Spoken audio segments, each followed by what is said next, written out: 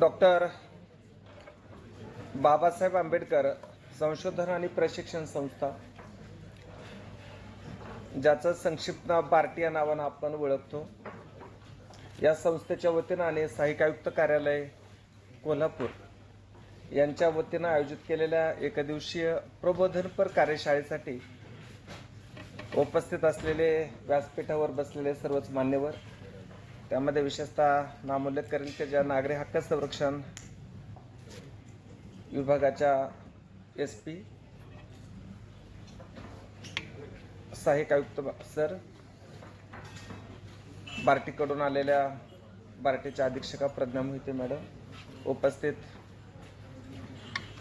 अतिरिक्त पोलीस अधीक्षक, समोर बसलेली सर्वच पोलीस अधिकारी, समित्यांचे अशासकीय सदस्य, तहसीलदार, उपविभागीय दंडाधिकारी आणि सर्वच मान्यवर, आपल्या सगळ्यांचं पहिल्यांदाच मी खूप मनापासून स्वागत करतो.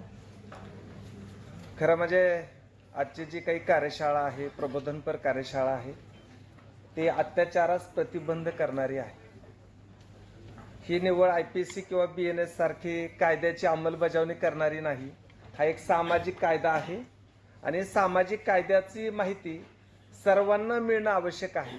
म्हणून हा कायदा फक्त आपण पोलीस अधिकाऱ्यांसाठी सांगणार नाहीत, तर जे आमचे अशासकीय सदस्य असतील, ज्या जिल्हा दक्षता नियंत्रण समितीची सदस्य आहेत, अधिकारी म्हणून त्याच्यामध्ये समाविष्ट आहेत, त्याबरोबरच आता सांगितल्याप्रमाणे गटविकास अधिकाऱ्यापासून जी काही उपविभागीय पातळीवर काम करणारी समिती आहे, या सर्व समित्यांसाठी ती महत्त्वाची आहे.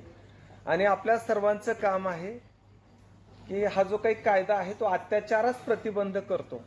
हा निव्वळ अत्याचार करणाऱ्यांना शिक्षा देण्यासाठी नाही, तर त्याला तो प्रतिबंधित करण्यासाठी आहे. म्हणून आपण या कायद्याबद्दल सर्व बाजूने माहिती करून घेऊयात, सर्व बाजूने समजावून घेऊयात. मला कल्पना आहे की आपण सर्वच बहुतांशी अधिकारी अत्यंत एक्झिक्युटिव्ह पोस्टवर काम करणारे आपण आहात. रोज आपण अनेक वेळा हा कायदा हाताळत आहात, पाहिलेला आहे. आपण आपल्या MPC आणि UPCच्या परीक्षेत देखील हा कायदा अभ्यासलेला आहे आणि आता प्रत्यक्षात अंमल करतायत. मी बार्टीचा रिसोर्स पर्सन म्हणून आहे, संसाधन व्यक्ती म्हणून आहे, तुमच्या इतका एक्सपर्ट नाही.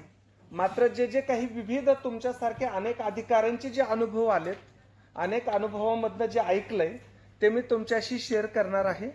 त्यामुळे हे जे काही प्रबोधनपर कार्यशाळा आहे ती आपण अत्यंत महत्त्वाच्या शब्दामध्ये आवश्यक त्या बाबींना आणि कायदा जसा आहे तसा तो समजावून घेणार आहोत. कुठलंही प्रशिक्षण जेव्हा आपण घेतो तेव्हा नॉलेज, स्किल, ॲटिट्यूड, ज्ञान, कौशल्य आणि दृष्टिकोन हा विकसित होणं आवश्यक असतं.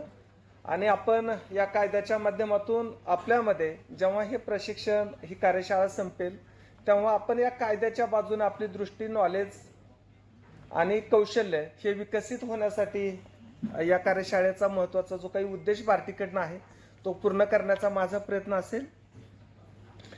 आजचा ही कायदा आहे की आज आपण त्या कायद्याची अंमलबजावणी करण्याच्या प्रक्रियेमधले पोलीस दलातील वरिष्ठ अधिकारी आहात, अगदी अंमलदारापासून, हवालदारापासून तर IPS ऑफिसरांपर्यंत आहेत आणि अगदीच अशासकीय सदस्यापासून तर IPS ऑफिसर, IAS ऑफिसर्सपर्यंत सर्व समाविष्ट आहेत.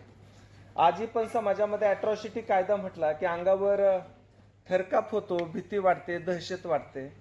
ती जशी आपल्याकडे एखादा गुन्हा दाखल करण्यासाठी आला आणि धीरज कुमार सरांनी सांगितलं की तो जर चुकीचा असेल तर तो करता येणार नाही, आणि पवार साहेबांनी सांगितलं की Section 4 आहे, तो बसलेल्या माणसावर जबाबदारी आहे की तो दाखल करून घ्यावा लागेल, कारण कायदा सुपिरियर आहे.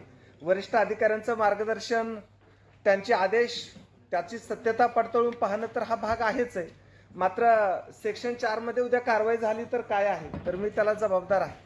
अशा सगळ्या गोष्टीचा ताळमेळ घालावा लागतो. म्हणून कायद्याची खूप दहशत आहे. कायद्याची जी कलमं आणि प्रक्रिया आहे ती पण खूप कठोर आहे, परंतु म्हणून त्याची भीती वाटते. पण कायदा खरंच कठोर नाहीये. कायदा हा समता आणि समानता प्रस्थापित करणारा आहे.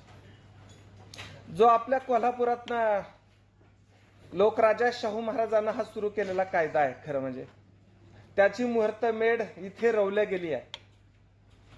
त्यांनी सांगितलं की अस्पृश्यता संपली पाहिजे, त्यांनी सांगितलं की महिला पुरुष भेद संपला पाहिजे, त्यांनी सांगितलंय की महिलांचा पुनर्विवाह झाला पाहिजे, त्यांनी सांगितलंय की शिक्षण दिलं गेलं पाहिजे, त्यांनी सांगितलंय की आपण माणूस म्हणून या देशात जन्माला आलोत, माणूस म्हणून समाजाला त्याला जगवलं पाहिजे. खरं म्हणजे हा शिकवणीचा हा कायदा आहे.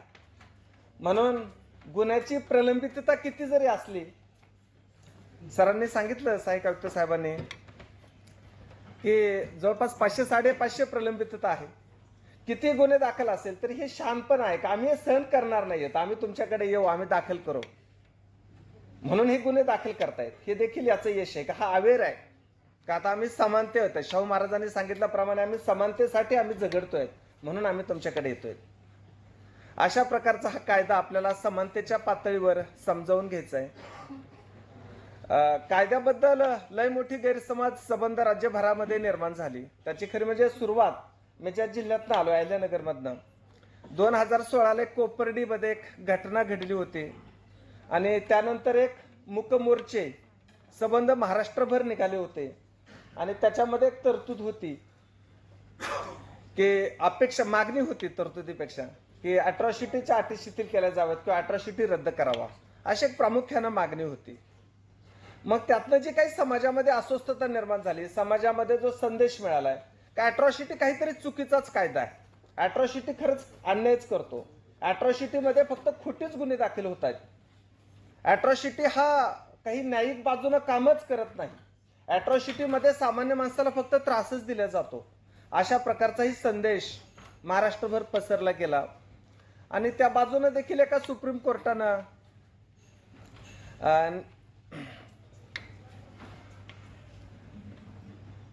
सुभाष देशमुख वर्सेस महाराष्ट्र शासन याच्यामध्ये एक निकाल समोर आला होता आणि त्याच्यामध्ये सांगितलंय की ह्या ज्या काही अटी आहोत त्या आम्ही शिथिल करत आहोत. कुठलाही गुन्हा दाखल करण्यापूर्वी चौकशी केली पाहिजे, वरिष्ठांची परवानगी घेतली पाहिजे, अटक करण्याची गरज नाही, दाखल करण्यासाठी परवानगीची गरज आहे, अशा पद्धतीच्या काही गाईडलाईन्स आल्या आणि त्यातून हा कायदा परत एकदा पुढे सुरू ठेवायचा अशा प्रकारचा निर्णय झाला. सुप्रीम कोर्टाच्या गाईडलाईन नंतर या कायद्यामध्ये जो काही संरक्षित घटक होता, जो अनुसूचित जाती जमातीचा घटक होता, का जो समानतेच्या तत्वावर आपल्या कॉन्स्टिट्यूशनला, राज्यघटनेला अनुसरून झगडतोय, त्याला ते आणखी मिळालेलं नाही, त्याच्या मनामध्ये अस्वस्थता निर्माण झाली आणि शेवटी परत एकदा भारतीय संसदेनं परत एकदा त्या कायद्यामध्ये सुप्रीम कोर्टाच्या गाईडलाईन प्रमाणे जे काही आलं होतं ते पूर्ण रद्दबातल ठरवलं, नवी सुधारणा केली. कायदा ज्या पॉवर्सनं तयार केलेला होता तेच पॉवर्स, तीच ताकद, तीच क्षमता घेऊन सध्या अस्तित्वात काम करतो आहे. म्हणून आपण देखील या कायद्याच्या सगळ्या बाजूनं आपण पाहणार आहेत की कायद्याच्या वेगळ्या बाजू काय आहेत, कायदा अस्तित्वात येण्यापूर्वी, डिझाईन करण्यापूर्वी काय काय बाबी पाहिलेल्या आहेत, त्याच्या देखील आपण गोष्टी या ठिकाणी आपण पीपीटीच्या माध्यमातून पाहणार आहेत. बहुतांशी प्रश्न जे आपल्या सगळ्यांच्या उपस्थितीत झालेले आहेत ते देखील मी माझ्या व्याख्यानामधून ते आपण पूर्ण करण्याचा माझा प्रयत्न असेल. हे जो काही माझं नॉलेज आहे ते अनेक अधिकाऱ्यांकडनं मिळालेलं नॉलेज आहे, अनेक अनुभवातून आलेलं नॉलेज आहे, त्याच्यावर आपण शेअर करू. अनेक गोष्टी आता साळेसाहेबांच्या देखील भाषणात अनेक गोष्टी मला समजल्या, त्या गोष्टी मी दुसऱ्या जिल्ह्यामध्ये कुठेतरी शेअर करतो. जळगावच्या घटनेमध्ये जळगावचे SP साहेबांना आणि कलेक्टर साहेबांना देखील दोघांनी भाषण केले, त्याच्यामध्ये त्यांनी काही नव्या गोष्टी सांगितल्या होत्या, त्याही या ठिकाणी मी शेअर करेल. अशा प्रकारे आपण एका पीपीटीच्या स्वरूपामध्ये हा कायदा समजावून घेऊ. ही जी भारताची उद्देशिका आहे, प्रिअम्बल आहे, आता आपण सगळ्यांना वाचलंय, ऐकलंय, त्याचा प्रत्येक शब्द ना शब्द पूर्ण करण्यासाठी हा कायदा आहे. या प्रिअम्बलचं वैशिष्ट्य काय आहे तर हे एकच वाक्य आहे, सगळं आम्ही पासून सुरू होतो आणि आहोत परत आहे, त्याला कुठेच मध्ये फुल स्टॉप नाही. अख्खं संविधान आपल्या प्रिअम्बलमध्ये आहे. रोज आपण शाळेमध्ये प्रार्थना घेतो, आपण सर्वजण वाचतो, तसं खरं म्हणजे आपण रोज घरातनं बाहेर पडताना देवघरातनं जशी पूजा करतो तसं ते रोज वाचलं पाहिजे. आपल्याला ते इतकं मोठं करून जाईल, इतकं पुढे घेऊन जाईल या देशामध्ये, इतकी नवी दृष्टी देईल, रोज आपल्या जॉबमध्ये नवा अधिकार देईल, नवी जबाबदारीची जाणीव करून देईल आणि नव्या संध्या पण तुमच्यासाठी देऊ शकेल. इतकं मोठं ते प्रिअम्बल आहे, ते एकाच वाक्यात आहे आणि त्या एकच वाक्य पूर्ण करण्यासाठी आपण गेली 75-77 वर्ष प्रयत्न करत आहोत आणि कितीही वर्ष आपण प्रयत्न केले तरी त्या फक्त प्रिएम्बलच्या एका वाक्यासाठी आपल्याला प्रयत्न करायचे आहे.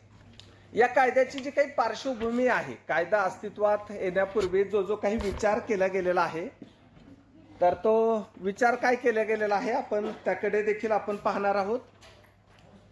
घटनेच्या कलम 21 नुसार सर्व भारतीयांना जीवित व व्यक्ती स्वातंत्र्य यांचे संरक्षण दिले आहे. तर घटनेच्या 17व्या कलमानुसार अस्पृश्यता नष्ट करण्याचे सांगितले आहे. भारतरत्न डॉक्टर बाबासाहेब आंबेडकर यांना संविधानाचे जनक असे म्हटले जाते. संविधानानुसार सर्व भारतीयांना काही मूलभूत हक्क देण्यात आले. त्यामध्ये समानतेचा हक्क म्हणजे कायद्यापुढे सर्व व्यक्ती समान आहेत. तसेच धर्म, वंश, जात, लिंग किंवा जन्मस्थान या कारणावरून भेदभाव करण्यास मनाई केलेली आहे. सार्वजनिक सेवा योजनांच्या बाबीमध्ये समान संधी देण्यात आलेली आहे. स्वातंत्र्याच्या हक्कामध्ये प्रत्येक व्यक्तीला जीवित व व्यक्तिगत स्वातंत्र्य यांचे संरक्षण प्रदान करण्यात आलेले आहे. या सर्व देशाच्या राज्यघटनेमधल्या आणि आपल्या एका वाक्याच्या प्रिएम्बलमध्ये जे नमूद केलं त्यापैकी ते आहे. म्हणूनच 1955 साली द अनटचॅबिलिटी ऍक्ट हा अस्तित्वात आला होता.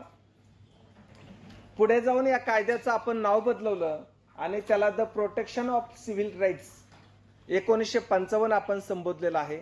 आणि आज देखील 1955 PCR आपण अंमलात आणून त्याच्यासाठी काम करतो आहोत. आपल्या सर्व यंत्रणा, विविध विभागाच्या यंत्रणा आणि शासन देखील यासाठी काम करत आहे. वेगवेगळ्या विभागाच्या माध्यमातून काम करत आहे. त्याच्यासाठी सामाजिक न्याय विभाग कार्यरत आहे. त्याच्यासाठीच पोलीस दलामध्ये नागरी हक्क संरक्षण हे युनिट अस्तित्वात आलेलं आहे. त्याच्यासाठीच न्यायालयीन व्यवस्थेवर स्पेशल कोर्ट अस्तित्वात आलेला आहे. त्याच्यासाठीच जे काही वेगवेगळे अमेंडमेंट आणि सुधारणा देखील एवढ्याच एका 1955 the protection of civil rights याच्यासाठी अस्तित्वात आलेले आहेत. आणि हा कायदा अनुसूचित जाती जमाती हा कायदा देखील यालाच सुसंगत पद्धतीनं पुढे अस्तित्वात आलेला आहे. 1989 मध्ये अनुसूचित जाती आणि अनुसूचित जमाती अत्याचार प्रतिबंधक कायदा पारित करण्यात आला. जी काही भारताच्या राज्यघटनेमध्ये मूलभूत जे हक्क आहेत, हा कायदा अस्तित्वात येण्यापूर्वी जे राज्यघटनेतली जी मुख्य मुद्दे कोणते अस्तित्वात घेतलेले आहेत त्याचा संदर्भ या कायदा निर्माण करण्यासाठी लावलेला आहे. ते आपण पाहतोय. समानतेचा हक्क आहे. कायद्यापुढे सर्व समान आहोत म्हणून आपल्याला कुठलाच भेदाभेद करता येणार नाही. धर्म, वंश, जात, लिंग किंवा जन्मस्थान या कारणावरून भेदभाव करण्यास मनाई आहे. सार्वजनिक सेवा योजनांच्या बाबीमध्ये समान संध्या देण्यात आलेल्या आहेत. अस्पृश्यता नष्ट करण्यात आलेली आहे. आणि किताब पूर्वीच्या काळी स्वातंत्र्यपूर्व काळात जी काही किताबे दिली जात होती तो संपवलेला आहे. त्याच्यामुळे समानतेच्या हक्कामधल्या ज्या काही 5 तरतुदी आहेत त्या देखील कायद्याचं अस्तित्व निर्माण करण्यासाठी 1989 चा अॅट्रॉसिटी कायदा पारित करण्यासाठी या देखील महत्त्वाच्या बाबी ठरलेल्या आहेत. स्वातंत्र्याचा हक्क, भाषण स्वातंत्र्य आणि संबंधित विवक्षित हक्काचं संरक्षण हा एक महत्त्वाचा मुद्दा हा कायदा अस्तित्वात येण्यासाठी आहे. अपराधाबद्दलच्या दोषी सिद्धीबाबत संरक्षण. प्रत्येक नागरिकाला कुठलाही अपराध केला तर त्याने स्वतःहून कबुली देण्याची गरज नाही. प्रत्येक गोष्ट तो कोर्टामध्ये नाकारतो. त्याला तो हक्क दिलेला आहे आपल्या संविधानानं. ह्याचा देखील वापर हा कायदा अस्तित्वात आणण्यासाठी झालेला आहे. जीवित आणि व्यक्तिगत स्वातंत्र्य यांचे संरक्षण, शिक्षणाचा हक्क, विवक्षित प्रकरणे अटक व स्थानबद्धता यापासून संरक्षण. हे जे काही स्वातंत्र्याचे प्रत्येक नागरिकाला हक्क दिलेत आपल्या भारताच्या संविधानानं हे सर्व महत्त्वाचे आहेत. शोषणाविरुद्ध हक्क, माणसाचा अपव्यापार आणि वेठबिगारी यांना मनाई, कारखाने, दुकाने इत्यादीमध्ये बालकांना कामाला ठेवण्यास मनाई. आणि ही सर्व कलमे भारतीय राज्यघटनेनुसार अनुसूचित जाती जमाती यांना देखील संरक्षण प्रदान करतात. तसेच अस्पृश्यता नष्ट करण्यात आली आहे व तिचे कोणत्याही स्वरूपातील आचरण हे निषिद्ध मानण्यात आले आहे. म्हणून ही सर्व कायदा अस्तित्वात येण्यासाठी ही महत्त्वाच्या बाबी होत्या. हा जो काही अनुसूचित जाती जमाती कायदा आहे हा कायद्यामध्ये कोणकोणते कृत्य हा गुन्हा ठरवण्यात गेलेले आहे, कुठल्या कृती ह्या गुन्हा ठरवण्यात गेलेल्या आहेत, त्याचं आपण विवेचन या ठिकाणी करूयात. अनुसूचित जाती आणि जमातीच्या व्यक्तीला योग्य आणि अयोग्य पदार्थ खाण्याची आणि पिण्याची सक्ती करणे. पूर्वीच्या काळामध्ये आपल्याला माहिती आहे की हा कायदा जेव्हा अस्तित्वात आलेला नव्हता, तत्पूर्वी जे काही खाय प्यायला दिलं जात होतं ते खराब झालेलं, शिळ झालेलं, जे खाण्यासारखं लायक नसलेलं अन्न हे दिलं जात होतं. आणि म्हणून अॅट्रॉसिटीमध्ये पहिली गोष्ट घडवल्या गेली की अशा प्रकारचं अन्न देणं हा अॅट्रॉसिटीमध्ये गुन्हा असेल. जातीय भावनेतून शारीरिक इजा करणे, त्रास देणे आणि अपमान करणे हा अनुसूचित जाती जमातीचा आहे. याला त्रास देणं, यांना आपल्याला अस्पृश्य मानतो. अशा प्रकारे जी काही मानसिकता समाज व्यवस्थेमध्ये होती ती दूर करण्यासाठी अशा प्रकारचं कोणतंही कृती हा अॅट्रॉसिटीमध्ये गुन्हा आहे. जातीय भावनेतून नग्न धिंड काढणे आणि मानवी अप्रतिष्ठा करणे, जी काही मानवी मूल्य आहेत त्याची अप्रतिष्ठा करायची, त्याची नग्न धिंड काढायची, त्याचे केस कापायचे, त्याची गाढवावरून धिंड काढायची, अशा देखील घटना स्वातंत्र्यानंतर देखील आपल्या भारतामध्ये होत होत्या.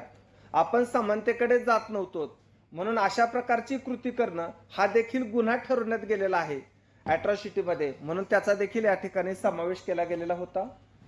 जमिनीचा गैरप्रकारे उपभोग घेणे, जी काही अनुसूचित जाती जमातींची संपत्ती होती, जमीन होत्या, त्या लोकांना त्याचा उपयोग करू न देणे, उपभोग करू न घेणे. जर तो त्याची शेतीमध्ये जाण्याचा रस्ता नसेल तर दुसऱ्यांना सांगायचं आमच्या शेतीमधून जायचं नाही. त्याला जर पाणी देण्यासाठीची विहिरीची, नदीची, मोठनाड्याची जी काही व्यवस्था होती ती त्याला उपलब्ध करून न देणं, वापरून न देणं, अशा प्रकारची कृती सुद्धा अॅट्रॉसिटीमध्ये गुन्हा ठरवली गेली होती. कारण आपल्याला त्या लोकांना समानतेबरोबर घ्यायचं होतं. संरक्षित घटकाला आपल्याला माणूस म्हणून जगवायचा आहे. वेठबिगारी करण्यास सक्ती करणे, विशिष्ट काम, तुम्ही बांधकामाचं काम केलं पाहिजे, तुम्ही मैला साफ करण्याचं काम केलं पाहिजे, तुम्ही लग्नाच्या समारंभामध्ये लाकडं फोडून देण्याचं काम केलं पाहिजे, मोठे मोठे चुलांगण वगैरे स्वयंपाकासाठी पूर्वी करायची, अशा प्रकारची कामं फक्त ही जाती जमातीच्या लोकांकडून करून घेण्याची प्रथा होती आणि ती जबरदस्तीनं करून घेतली जात होती. अशा प्रकारचं कोणतंही जबरदस्तीचं काम या कायद्यामध्ये गुन्हा ठरवलं गेलं होतं. धाक दाखवून मतदान करण्यास भाग पाडणे, अमुक एका व्यक्तीला, अमुक एका उमेदवाराला तू मतदान केलं पाहिजे, अशा प्रकारची जबरदस्ती करणं, त्याला धाक दाखवणं, दहशत निर्माण करणं, ही सुद्धा कृती गुन्हा ठरवण्यात गेलेली होती. अनुसूचित जाती जमातीच्या व्यक्तीच्या विरोधात खोटे गुन्हे दाखल करणे, हा काही एवढ्यापर्यंतच प्रकार नव्हता.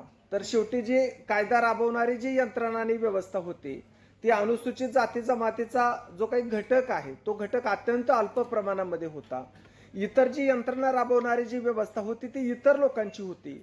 म्हणून अशा प्रकारे खोटी गुन्हे दाखल करून त्याच्यावर कायदेशीर दहशत निर्माण करणं, अशा देखील घटना घडत होत्या. असं देखील कृत्य करणं हा सुद्धा अॅट्रॉसिटीमध्ये गुन्हा ठरवला गेलेला होता. लोकसेवकास खोटी माहिती देणे, बऱ्याच वेळा आपल्याकडे साक्षी, पुरावी, जबाब पोलीस घेतात, साक्षीदार आहे का, मग एखादी घटना घडलेली असताना देखील झालीच नाही, आम्ही काही केलंच नाही, गावातल्या 5-25 लोकांनी यायचं नाही, हे असलं काही केलं नाही, मॅडम हे सगळं खोटं सांगतोय, साहेब हे सगळं खोटं सांगतोय, अशा प्रकारे खोटी माहिती देणं, त्यांना जर असं वाटलं तर ते देखील अॅट्रॉसिटीमध्ये गुन्हा ठरवला गेलेला आहे. सार्वजनिक ठिकाणी अपमान करणं,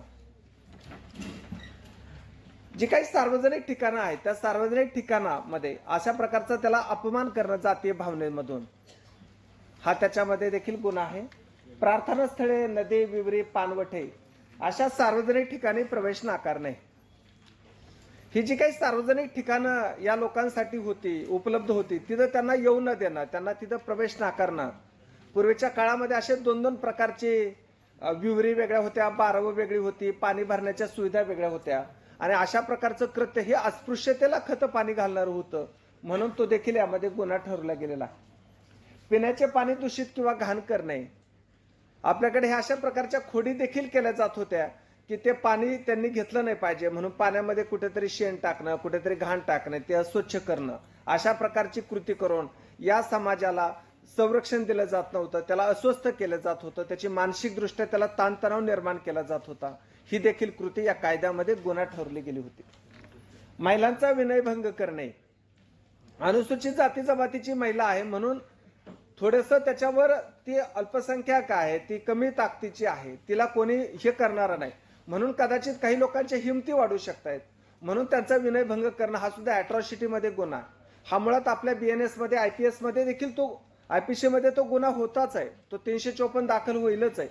परंतु त्याच्याबरोबर ती अनुसूचित जाती जमातीची आहे, ती कमजोर घटकातील आहे म्हणून तिला या कायद्याचं संरक्षण त्याच्यामध्ये दिलं गेलेलं आहे.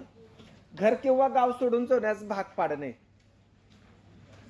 बऱ्याच वेळा गावामध्ये कोणत्याच प्रकारचं कोऑपरेशन न करणं, तो गावात राहिला नाही पाहिजे म्हणजे त्याची संपत्ती, त्याचं घर किंवा आपल्या गावाच्या सुव्यवस्थेमध्ये लौकिक मिळेल अशा प्रकारची धारणा आणि भावना पूर्वीच्या काळामध्ये होती. म्हणून या लोकांना गाव सोडून जाण्यास भाग पाडलं जायचं. खोटे साक्ष आणि पुरावा देणे, आपली जी काही न्यायिक व्यवस्था आहे ही सगळी साक्ष आणि पुराव्यावर चालते आणि त्याच्यामुळे खोटी साक्ष आणि पुरावे देऊन त्या लोकांना न्यायापासून वंचित ठेवणं, अशा प्रकारची कृती देखील अनुसूचित जाती जमातीच्या लोकांना संरक्षण देण्यासाठी होती, तो गुन्हा ठरवला गेला होता.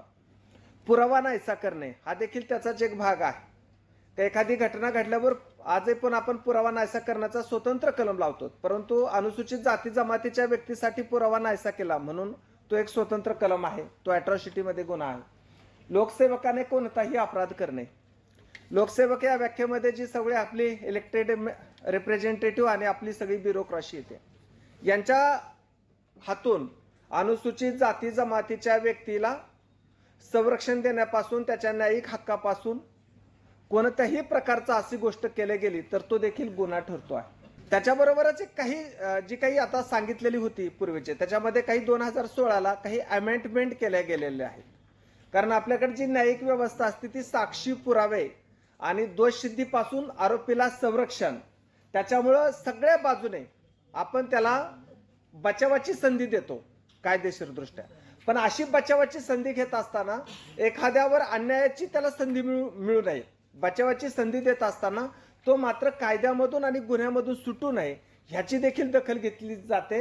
म्हणून आपण 2016च्या सुधारणा केल्या गेली आणि त्याच्यामध्ये काही बाबी नव्यानं नमूद केल्या गेलेल्या आहेत. पूर्वी खाण्यास आणि पिण्यास अयोग्य पदार्थाची सक्ती करणे म्हणजे त्याला देणे असा विषय होता, बळजबरीनं देणं, खाऊ घालणं. आता त्याच्यामध्ये निस्तार देणं म्हणजे तुम्हाला हे माहिती आहे का, खाण्यापिण्यासाठी योग्य नाही परंतु त्याला देणं हा सुद्धा अॅट्रॉसिटीमध्ये गुन्हा आहे. चपलाचा हार घालणे, अर्धनग्न आणि नग्न धेंड काढणे. पूर्वी चपलाचा हार अंतर्भूत नव्हता, अमेंडमेंटमध्ये चपलाचा हार त्याला आला. जमीन बेकायदेशीरपणे बळकावणे, पूर्वी जमीन फक्त कसून न देणे, त्याला उपभोग घेऊन न देणे अशी शब्दाची व्याख्या होती, त्या कृत्याची व्याख्या होती. आता जमीन बेकायदेशीरपणे बळकावणे, मग बेकायदेशीरपणे बळकावण्यामध्ये काय होतं बघा. आता आपण अनुसूचित जाती जमातीच्या लोकांना सामाजिक न्याय विभागाच्या वतीनं विविध योजनेमधून त्यांच्या पुनर्वसनासाठी, त्यांच्या सामाजिक स्थैर्यासाठी, आर्थिक स्थैर्यासाठी वेगवेगळ्या जमिनी देत असतो योजनेमधून. मग अशा प्रकारची जमिनी देत असताना त्याला आपण शर्त टाकून देतो. शर्त 2च्या जमिनी आहेत, महसूल विभाग त्यासाठी काम करतो. मग ही जमीन शर्त 2ची असते, ती विकता येत नाही त्याला, ती वडिलोपार्जित त्याला ती मिळावी, त्याला ती खाण्यासाठी वापरावी त्या कुटुंबाला, असा त्याचा देण्यापाठीमागचा उद्देश असतो. मात्र आता लगेच ती जमीन नंतर कधी तिचं फार लोकेशन प्राईम होतं, ती खूप महत्वाची आणि महागडी जमीन होते, मग ती जमीन विकल्या जाते आणि मग अशा प्रकारची बेकायदेशीरपणानं कुठल्याच मान्यता न घेता, कुठल्याच पातळीवर न जाता त्याचं कुठेतरी महसूल विभागाच्या अधिकाऱ्यांना हाताशी धरून अशा प्रकारची त्याची शर्त कमी करून अशा जमिनीची बेकायदेशीर खरेदी विक्री करणं, अशा पद्धतीने ती मिळवणं हा सुद्धा अॅट्रॉसिटीमध्ये गुन्हा ठरतो आहे. वेठ बिगारी करायला लावणे, भीक मागायला लावणे. पूर्वी वेठ बिगारी शब्द होता, भीक मागायला लावणे. आता भीक मागायला लावण्याच्या अनेक टोळ्या सक्रिय झालेल्या आहेत. आदिवासी समाजातील लहान लहान मुलांना उचलणं, थोडं आई वडिलांना पैशाचं आमिष दाखवणं आणि ज्या मेट्रो सिट्या आहेत मोठ्या मोठ्या, त्या मेट्रो सिट्यामध्ये सिग्नलवर पैसे देऊन त्या मुलांना उभं करणं आणि त्यांच्याकडनं जे भीक मिळतं ते करणं, अशा प्रकारच्या देखील टोळ्या आहेत. त्याच्यामध्ये जर अनुसूचित जाती जमातीची मुलं जर असतील, निष्पन्न झालं तर तो देखील अॅट्रॉसिटीमध्ये त्या टोळी मालकाविरुद्ध गुन्हा ठरू शकतो. मतदान करणे आणि नामनिर्देशन पत्र दाखल करण्यास प्रतिबंध करणे. आपल्याला माहिती आहे की आता 73व्या घटना दुरुस्तीनंतर आपण अनुसूचित जाती जमातीच्या लोकांसाठी आरक्षण दिलं गेलेलं आहे. मात्र त्या जागेवर स्थानिक स्वराज्य संस्थांच्या निवडणुकीमध्ये ग्रामपंचायत पासून जिल्हा परिषदेपर्यंत उमेदवारीसाठी तू नामनिर्देशन पत्र दाखल करू नको, तू उभाच राहू नको, तू त्या प्रक्रियेत येऊ नको, अशा प्रकारचं देखील एक भूमिका, अशा प्रकारचे देखील गुन्हे या संरक्षित घटकावर होत होते. म्हणून 2016च्या सुधारणेमध्ये, संशोधनामध्ये अशा प्रकारचं कृत्य हे देखील गुन्हा ठरवलं गेलेलं आहे. विनयभंग करणे, बलात्कार करणे, लैंगिक छळ करणे, सामूहिक बलात्कार करणे, हे देखील लैंगिक छळ आणि सामूहिक बलात्कार हे नवे शब्द त्याच्यामध्ये ऍड केले गेले. विशेषतः 2001ला एक बहुचर्चित असं एक कोठेवाडी हत्याकांड, कोठेवाडी सामूहिक बलात्कार घटना घडली होती. त्याच्यानंतर हा शब्द हा अॅट्रॉसिटीमध्ये देखील दाखल केला गेलेला आहे. त्याचं देखील संशोधन या गुन्ह्यासाठी या कायद्यामध्ये केलं गेलेलं आहे. बळजबरीने घर सोडवायला लावणे, घर जाळणे किंवा घर जमीनदोस्त करणे, हे देखील नवी सुधारणा केली. सामाजिक आणि आर्थिक बहिष्कार करणे. आताच मला वाटतं पवार साहेबांनी सांगितलं होतं की सामाजिक आणि आर्थिक बहिष्कार गुन्ह्याच्या पद्धती बदलायला लागलीत.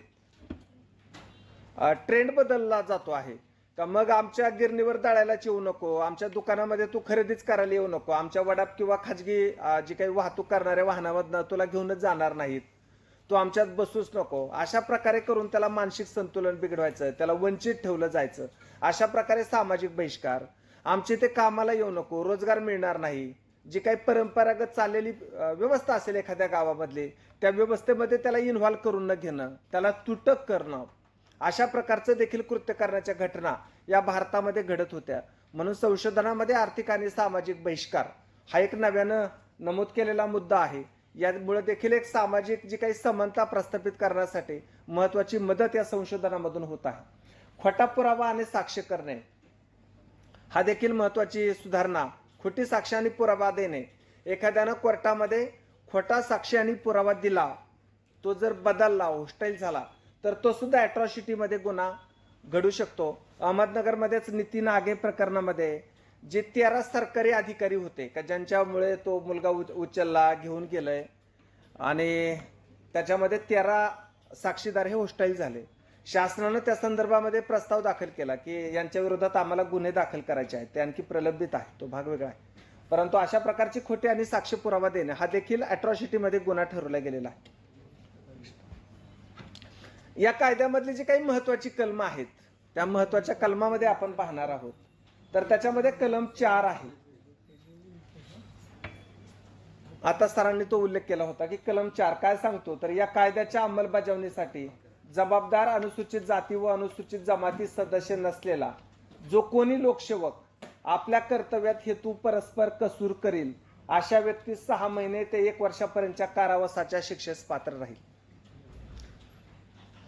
अनुसूचित जाती जमातीचा व्यक्ती नाही असा, म्हणजे जर तो ठाणे अंमलदार जर अनुसूचित जाती जमातीचा असेल, त्यानं मात्र तो डिले केला, त्याने मात्र तो विषय आणखी समजावून घेण्याचा प्रयत्न केला, तर त्यांच्या विरोधात तो गुन्हा दाखल होणार नाही. मात्र ते सोडून कोणीही व्यक्ती असेल आणि जर तक्रारदारानं सांगितले की माझा हा गुन्हा दाखल करून घेण्यात याने विलंब लावला असेल तर तो गुन्हेगार आहे. एखाद्या योजनेसाठी ग्रामपंचायतीकडे तो गेला आणि त्याला ती एखादी योजना विकासापासून तो पात्र असताना देखील त्याला वंचित ठेवलं गेलं तर तो सुद्धा कलम 4 आहे. कुठल्याही प्रक्रियेमध्ये त्याचं जिथं हितसंबंध आहे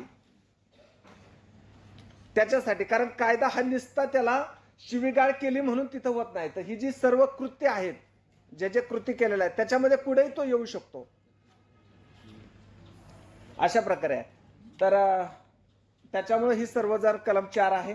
दुसरा आहे कलम 14 विशेष न्यायालयाची स्थापना. आताच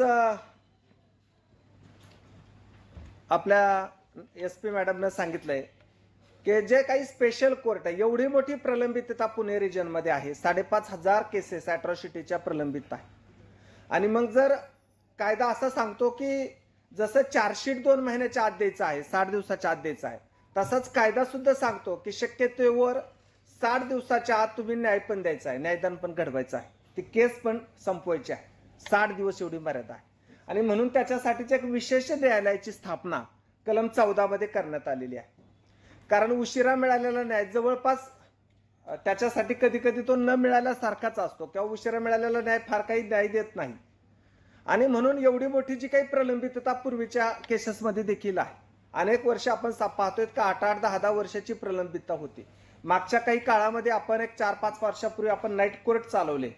नाईट कोर्टच्या माध्यमातून आपण ही जी काही न्यायालयीन प्रलंबितता होती खटल्यांची ती संपवण्याचा बऱ्यापैकी प्रयत्न केला. तरी देखील तितकेच खटले नव्यानं दाखल होत आहेत. लोक चक्र मारून मारून थकतायत. आणि तेच जर या स्पेशल ऍक्ट संदर्भात जर तसंच झालं तर मग या कायद्याचा प्रभाव राहणार नाही. म्हणून स्पेशल कोर्ट विशेष न्यायालयाची स्थापना करण्याचा निर्णय घेतलेला आहे. आणि त्या संदर्भानं ही जी काही प्रलंबितता आहे, जसे विशेष न्यायालय स्थापना करायची आणि एकमेव विशेष न्यायालय, आता मॅडमने जे सांगितलंय की जे पुण्यामध्ये आहे एकमेव विशेष न्यायालय जे अॅट्रॉसिटीमध्ये काम करायला पाहिजे नाही. काशी 6 न्यायालये स्थापन झालेली आहेत. तर अशा प्रकारे जर खरंच गुन्हे जर वर्गीकरण करण्यासाठी असेल तर विभागीय आयुक्तांच्या पातळीवरची जी आपली काही दक्षता समिती आहे त्यांच्याकडे जर आपण प्रस्ताव दिला, विभागीय पातळीवरच्या ज्या आपल्या अॅट्रॉसिटीच्या मीटिंग्स असतात किंवा त्याच्यामध्ये जर हा विषय घेतला तर शासनाकडे तशा प्रकारचा प्रस्ताव टाकून अशा प्रकारची त्याची निर्गती करण्यासाठी देखील मदत होऊ शकेल का, या संदर्भात देखील आपण विचार करू शकू. कलम 18 आहे, फौजदारी संहितेच्या कलम 438 मधील तरतुदी लागू होत नाहीयेत. कायदा असं सांगतोय की 438च्या तरतुदी याला लागू होत नाहीत. याचाच अर्थ गुन्हा नोंद करण्यापूर्वी कोणत्याही चौकशीची गरज नाही, सोबतच अटक करण्यासाठी परवानगीची गरज नाही आणि अटकपूर्व जामिनाची तरतूद नाही. मग अशा वेळेस परत प्रश्न पडतो की मग आपण अर्नेश कुमारचा दाखला देतो, तो न्यायनिवाडा समोर आणतो की जे 7 वर्षापेक्षा कमी कन्व्हिक्शन आहे. तर हे सर्वस्वी तपाशी अधिकाऱ्यांचेच अधिकार आहेत. आणि म्हणून धीरज सरांना सांगितलं तसं की तपाशी अधिकाऱ्याला वाटलं तर तो काही करू शकतो. तपाशी अधिकाऱ्याचं पोलीस मॅन्युअल प्रमाणे सत्य शोधून काढणं ही तुमची जबाबदारी आहे, सत्यापर्यंत पोहोचवणं ही तुमची जबाबदारी आहे. कितीही गंभीर गुन्ह्यामध्ये अटक करायची किंवा नाही करायची तपाशी अधिकारी म्हणून उपअधीक्षक आहेत. म्हणूनच एवढ्या सुपिरियर दर्जाचा अधिकारी कदाचित या केसेसच्या तपास अधिकारी म्हणून या कायद्यात नियुक्त केलेला असावा. का तो सहजपणे कोणाच्या दबावाला, मीडिया ट्रायलला, सामाजिक कार्यकर्त्यांच्या प्रभावाला, सत्यता असेल तर ती आपण घेतलीच पाहिजे, कारण सत्य तर पाहिलंच पाहिजे. कुठल्याही गोष्टीचा या सुपिरियर दर्जाच्या अधिकाऱ्यावर परिणाम होणार नाही असा यासाठीचा अर्थ घेतलेला आहे. म्हणूनच ती आपली सर्वस्वी जबाबदारी देखील पडणार आहे. नेक्स्ट, अनुसूचित जाती आणि जमाती अत्याचार प्रतिबंधक ज्या काही कायद्यातील तरतुदी होत्या नागरी हक्क संरक्षण कायद्यातील, त्या पुरेशा परिणामकारक नसल्याने हा कायदा 1989 ला पारित झालाय. या कायद्याची अंमलबजावणी 11 सप्टेंबर 1989 पासून सुरू झाली. आणि हा जो कायदा पुढे घेऊन जाण्यासाठी, त्याचा प्रभाव राहण्यासाठी जे काही नियम आहेत 1995चे या कायद्याच्या अंमलबजावणीच्या अनुषंगानं त्याच्यामध्ये अधिक सुसूत्रता आणि सुसंगतता निर्माण व्हावी म्हणून 1995चे नियम या कायद्यासाठी वापरले जातात. या कायद्यात आणि नियमात 2015, 2016, 2018 मध्ये सुधारणा केलेल्या आहेत. तर त्याच्याकडे पण आपण जाणार आहोत. नेक्स्ट,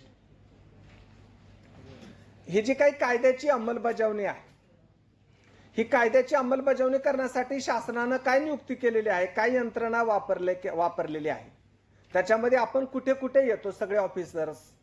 म्हणजे जर तपास फक्त उपअधीक्षक दर्जाच्या अधिकाऱ्यांकडे आहे तर मग बाकीच्या आमच्या ठाण्या म्हणजे आपण हवालदारांची जबाबदारी काय आहे, कॉन्स्टेबलची जबाबदारी काय असणार आहे, PSI, SI, API ची काय जबाबदारी असणार आहे. तर या दृष्टिकोनातून देखील काय काय जबाबदारी आहे आपण ते पाहणार आहोत. तर कायद्याची जी अंमलबजावणी आहे त्याच्यामध्ये ज्या काही महत्वाच्या भूमिका आहेत त्याच्या भूमिकेमधली जी जबाबदारी ती सर्वप्रथम येते पोलीस विभागाची आहे. पोलीस विभागाचं काम आहे गुन्ह्याची योग्य कलमाखाली नोंद घेणे. म्हणजे घटना आपण सविस्तरपणाने ऐकून घेतली पाहिजे, समजावून घेतली पाहिजे. आपल्याला जी घटना समजली ती योग्य पद्धतीनं आपण ती ड्राफ्ट केली पाहिजे आपल्या CCTNS प्रणालीवरती व्यवस्थितरित्या सविस्तरपणाने ती टंकलिखित झाली तरच पुढे त्याचा अर्थ चांगला होणार आहे. बऱ्याच वेळा एवढं मोठं टायपिस्ट एक्सपर्ट नसतात, सांगितलेली घटना खूपच पालळीक वाटते, एवढी सगळी लांबायची नसते, रेंज जाते, माणसाची परत दुसऱ्या FIR दाखल करायची असतात आणि अशाही वेळेस बऱ्याच वेळा ही सविस्तरपणाने ती फिर्याद दाखल होत नाही. असेही देखील अनुभव अनेक लोक सांगत असतात, तोच मी तुमच्या पुढे शेअर करतो. म्हणून तसं न होता ती जी काही घटना आहे ती योग्य पद्धतीनं टाईप झाली, व्यवस्थित जर ती फिर्याद झाली तरच तुम्हाला कलम आणि सिक्वेन्स पुढे शेवटपर्यंत घेऊन जाता येतील, तरच त्या आरोपीला कन्व्हिक्शन होईल, न्यायालय त्याला शिक्षा देऊ शकतील. नाहीतर आपल्या फिर्यादीमधील विसंगतता, त्याचेच जर रेफरन्सेस कळाले नाही तर आरोपीलाच्या वकील आणि त्याची बचावाची यंत्रणा या देशातल्या कॉन्स्टिट्यूशन प्रमाणे पूर्ण उभी आहेत त्याच्या बाजूने न्याय देण्यासाठी, तुमचं खोटं आहे हे सिद्ध करण्यासाठी. म्हणून आपल्याला आपली फिर्याद चांगल्या पद्धतीने असली पाहिजे. गुन्ह्याचा तपास करण्याचे अधिकार पोलीस उपाधीक्षक दर्जाच्या अधिकाऱ्यालाच आहेत आणि बऱ्याच काही ठिकाणी असंही सांगितलं जातं की या गुन्ह्याचा तपास करण्यासाठी जिल्हा पोलीस प्रमुख किंवा कमिशनरानं त्याला निर्देशित करायला हवं अधिकाऱ्यांना. काही ठिकाणी असं आहे, परंतु कायद्याची रचना अशी सांगते की जर विभाग पातळीवर उपाधीक्षक अधिकारी आहे, त्या दर्जाचा अधिकारी आहे, त्याच्या कार्यक्षेत्रात ती घडलेली आहे, त्या घडणाऱ्या घटनेसाठी तो कायद्यानं जबाबदार आहे, यंत्रणा उभी केलेली आहे, तर स्वतंत्र जिल्हा पोलीस प्रमुखांचं पत्र किंवा आदेश देण्याची त्याला गरज नाही, असाच त्याचा अर्थ आहे. मध्यंतरीच्या काळात काहीतरी महानिरीक्षकाने अशा संदर्भाचं देखील एक परिपत्रक दिलेलं आहे असंही मी ऐकलेलं आहे, पण मी स्वतः ते पाहिलेलं नाही, काही एक्सपर्टनं सांगितलेलं आहे. तर त्यामुळे त्यांचीच ती जबाबदारी आहे गुन्ह्याचा योग्य पद्धतीने आणि तातडीनं तपास करणे. कारण इतर गुन्ह्यासारखं याला नाही, तर याला टाइम लिमिट 60 दिवसाचा आहे आणि 60 दिवसामध्ये तो तपास करून दोषारोप पत्र न्यायालयामध्ये हजर करणं ही जबाबदारी आहे पोलीस विभागाची. गुन्हा नोंद झाल्यापासून 60 दिवसाच्या आत दाखल करणं. पोलीस विभागाची जी काही यंत्रणा आहे ही कायद्या अशा प्रकारची गुन्हे घडून आहेत. आता साळेसरांना त्यांच्या प्रास्ताविकामध्येच सांगितलंय की ही सगळी गुन्हे आणि त्याचा आढावा जिल्हा दक्षता समित्या, विभागीय उपविभागीय दक्षता समित्या आणि थेट महाराष्ट्र शासनाची जी काही मुख्य समिती आहे तशा प्रकारे तो आढावा घेतला जातो दर 3 महिन्यानं आणि त्याच्यामध्ये अशा प्रकारची गुन्हे घडून आहेत. म्हणून काही यंत्रणा आपण उभी केलेली आहे. तर गाव आणि तालुका स्तरावर पोलीस स्टेशन आहेत. आपण प्रत्येक गाव हे एका पोलीस कर्मचाऱ्यांकडे तालुका पोलीस स्टेशनने नियुक्त केलेलं आहे. 2 किंवा 3 तालुके मिळून एक उपविभाग आहे. जिल्हा पातळीवर ग्रामीण भागासाठी जिल्हा पोलीस अधीक्षक हे पद निर्माण आहे. मोठ्या नागरिक क्षेत्रासाठी पोलीस आयुक्त आहेत. प्रत्येक जिल्ह्यात नागरी हक्क संरक्षण युनिट आहे. राज्य पातळीवर विशेष पोलीस महानिरीक्षक नागरी हक्क संरक्षण अशा प्रकारची रचना या युनिटची आहे. त्याच्यामुळं या मार्फत अशा प्रकारची गुन्हे आपल्या कुठल्याही गावात आणि कुठल्याही कार्यक्षेत्रामध्ये राज्याच्या किंवा देशाच्या घडणार नाही अशा प्रकारची व्यवस्था या कायद्याद्वारे निश्चित केलेली आहे. महसूल विभागाची काय जबाबदारी आहे? मी सुरुवातीला सांगितलं की हा कायदा सामाजिक आहे, IPC किंवा BNS नाही आहे तेवढ्या पुरता. तर हा सामाजिक कायदा आहे, म्हणून सामाजिक कायद्यामध्ये महसूल विभागाची काय जबाबदारी आहे? जिल्हाधिकारी हे जिल्हा दक्षता आणि नियंत्रण समितीचे अध्यक्ष असणार आहेत. या अशा प्रकारच्या गुन्हे आणि घटनाबद्दल त्यांना पूर्णपणानं लक्ष देणं ही जिल्हाधिकारी महोदयांची जबाबदारी आहे. मालमत्तेचं नुकसान झाल्याच्या प्रकरणात पंचनामा करून मालमत्तेचं मूल्यांकन करणं ही महसूल विभागाची जबाबदारी आहे. जसं की त्यांचा तलाठी, आताचा महसूल सहाय्यक म्हणतो, त्यांची ती जबाबदारी असेल, मंडलाधिकाऱ्याची जबाबदारी असेल, तहसीलदारांची जबाबदारी असेल, अशा प्रकारची मालमत्तेचं मूल्यांकन करणं. गंभीर प्रकरणात खून, सामूहिक बलात्कार इत्यादी प्रकरणात जिल्हाधिकारी यांनी भेट देणं आवश्यक आहे. जसं ह्या अशा प्रकारची गंभीर गुन्हे जर असतील तर जिल्हा पोलीस प्रमुख भेट देणं हे जसं कंपल्सरी आहे, तसं अशा प्रकरणामध्ये अनुसूचित जाती जमातीच्या प्रकरणामध्ये जिल्हाधिकारी महोदयांना भेट देणं आवश्यक आहे. पीडित व्यक्ती जातीचा दाखला 7 दिवसात देणं आहे. आता मला असं वाटतं की 2 दिवस 7 दिवस असा येतो. बार्टीच्या मॅन्युअल प्रमाणे 7 दिवस लिहिलेला आहे. बार्टी त्याचं करेक्शन करून घेईल, पुढच्या याच्यामध्ये आपल्यामध्ये सुसूत्रता राहील. अशा प्रकारे आपण म्हणूयात नेमकंपणानं काय आहे. परंतु त्याला 7 दिवस असं म्हटलंय. 7 दिवसामध्ये तो देता येऊ शकेल की नाही याच्याबद्दल सुद्धा महसूल विभागाचे बऱ्यापैकी ॲलिगेशन असतात, त्याचे पुरावे नसतात. तर जिल्हाधिकारी महोदय यांना जळगावमध्ये कार्यशाळा झाली होती आणि त्यांना असं सांगितलं होतं की अशा प्रकरणामध्ये जेव्हा आपल्याला दाखला देण्यासाठी पुरेशी कागदपत्र दिली जाणार नाहीत, तपासी अधिकाऱ्यांना एसडीओंना पत्र दिल्यानंतर एसडीओनं अशा प्रकरणामध्ये त्यांच्याकडे जर कुठलीच कागदपत्राचं शहानिशा करावी, जेव्हा नसतील तेव्हा त्याच्यावर तपासणी करावी, ज्याला आपण सर्कल रिपोर्ट म्हणतो, पंचनामा म्हणतो, त्या पद्धतीनं करावा. सदरची व्यक्ती राहते कुठे, त्याचे शेजारी राहणारी कोण आहेत, त्यांच्याकडचे नातेवाईक कोण आहेत, नातेवाईकांच्याकडे काही दाखले आहेत का, ती कुठल्या समाजाचे आहेत, नातेवाईक अन्य कोणत्या गावात आहेत, इंटरकास्ट मॅरेज वगैरे तर नाही ना, जर महिला असेल तर.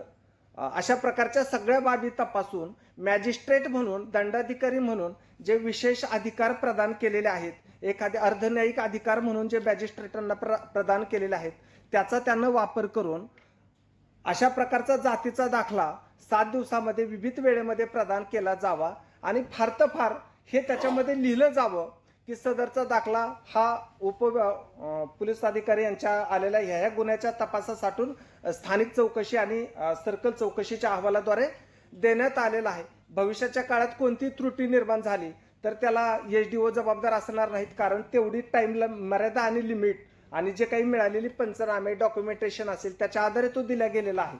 त्याच्यामुळे ते त्यांचं काम पुढे सुलभ रीतीनं होऊ शकेल अशाही प्रकारचा भाग आहे. कारण जे काही आपल्याकडे सेवा हमी विधेयक आहे 2014, त्याच्यामध्ये आपण 21 दिवसाची मुदत दिलेली आहे जातीच्या दाखल्यासाठी आणि ते शक्य होणार नाहीये, कारण 21 दिवस सांभाळायचं तर याला 60 दिवसामध्ये एसडीपीओंना तपास करायचा आहे. म्हणून अशा प्रकारची दाखले देण्यासंदर्भामध्ये जळगावच्या जिल्हाधिकारी साहेबांना अशा प्रकारची सूचना केलेली होती.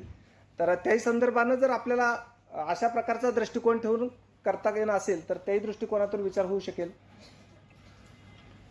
विधी आणि न्याय विभागाची काय जबाबदारी आहे, हा सगळा जर सामाजिक कायदा आहे तो जर जबाबदारीने राबवावा लागेल, त्या कायद्याचं अनुपालन झालं तर आमची समानता प्रस्थापित होईल.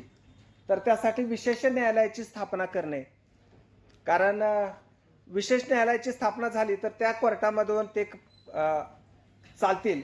म्हणून आपल्या संसदेनं जो पारित केलेल्या कायद्यामध्ये ती तरतूद केल्या गेली की विशेष न्यायालय स्थापन करा.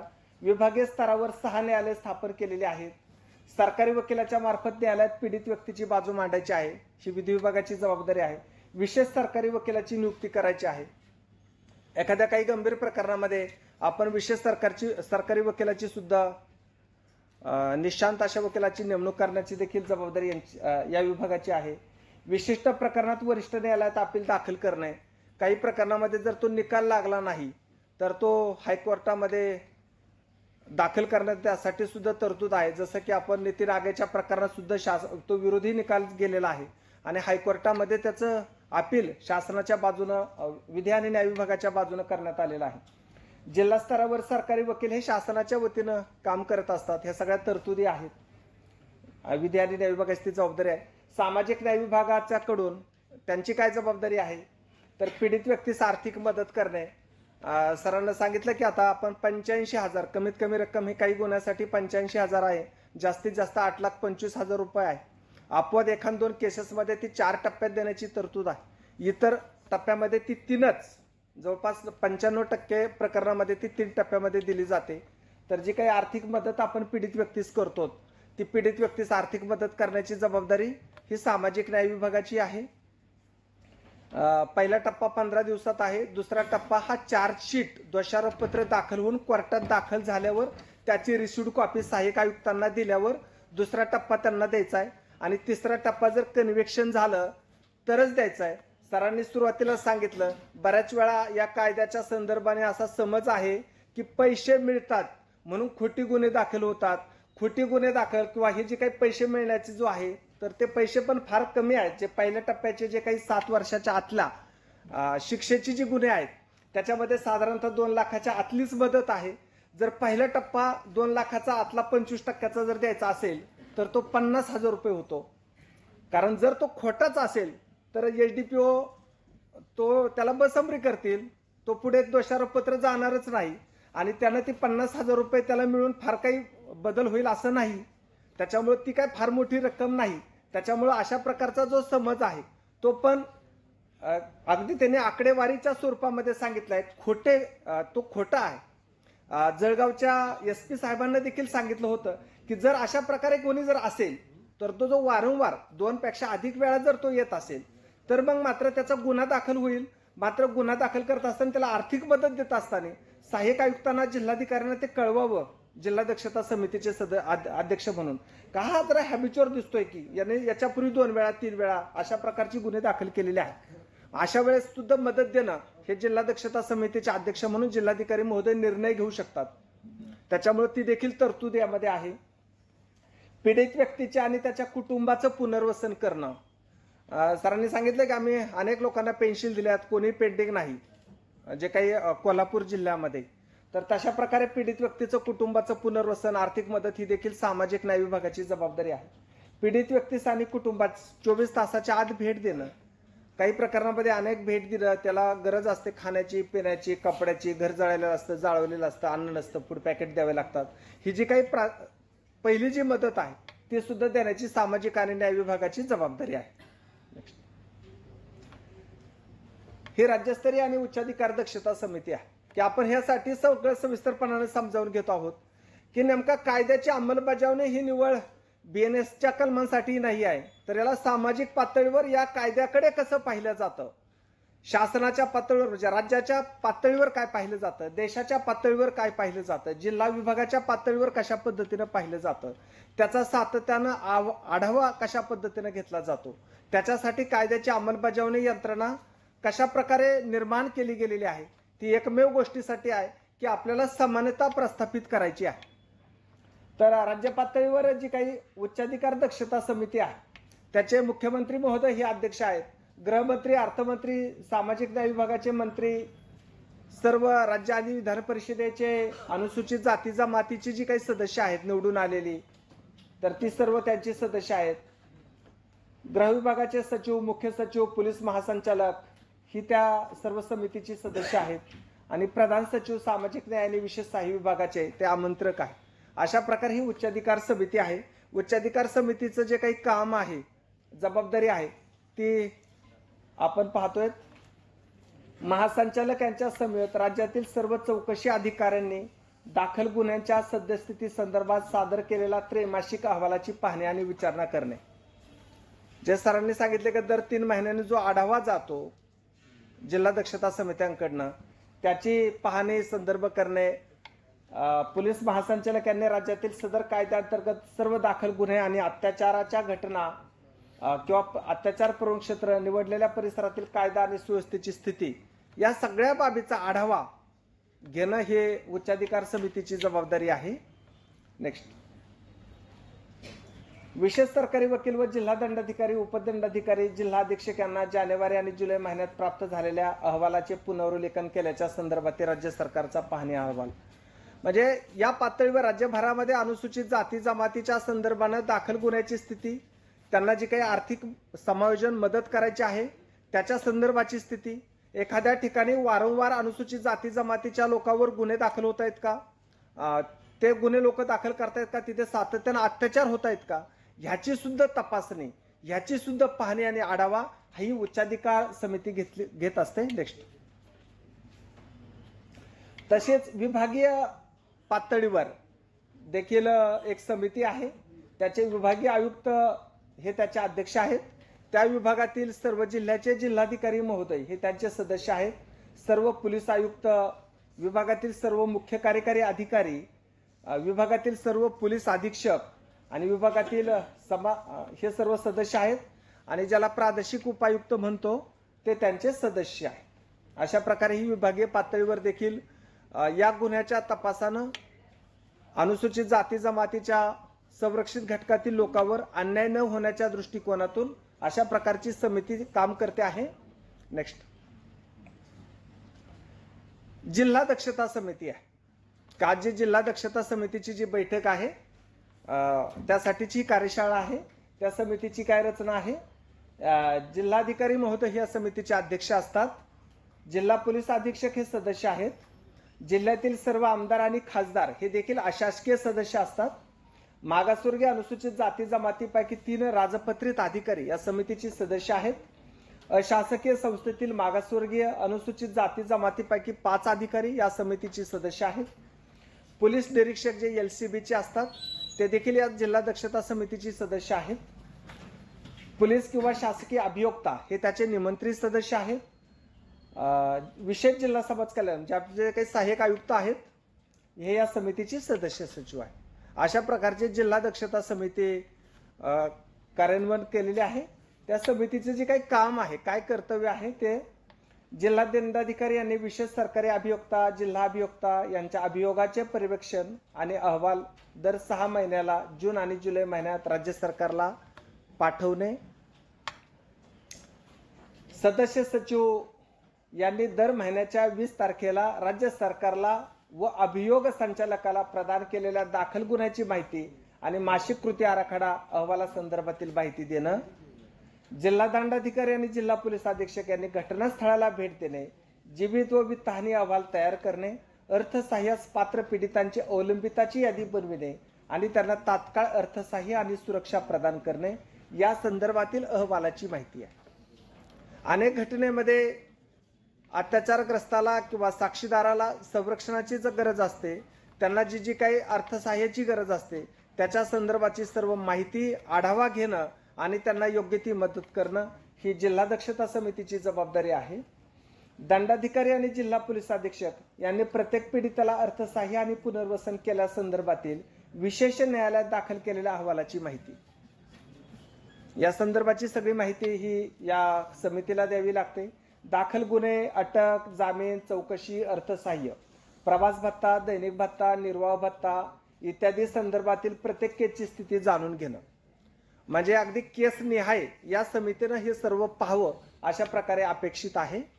आणि म्हणूनच त्यांनी ही पण सांगितलं की उपविभागीय पातळीवरच्या ज्या दक्षता समित्या आहेत त्यांचे देखील आढावा आणि बैठकीची माहिती दिली जात नाही, ती शासनाला पाठवणं अपेक्षित असतं.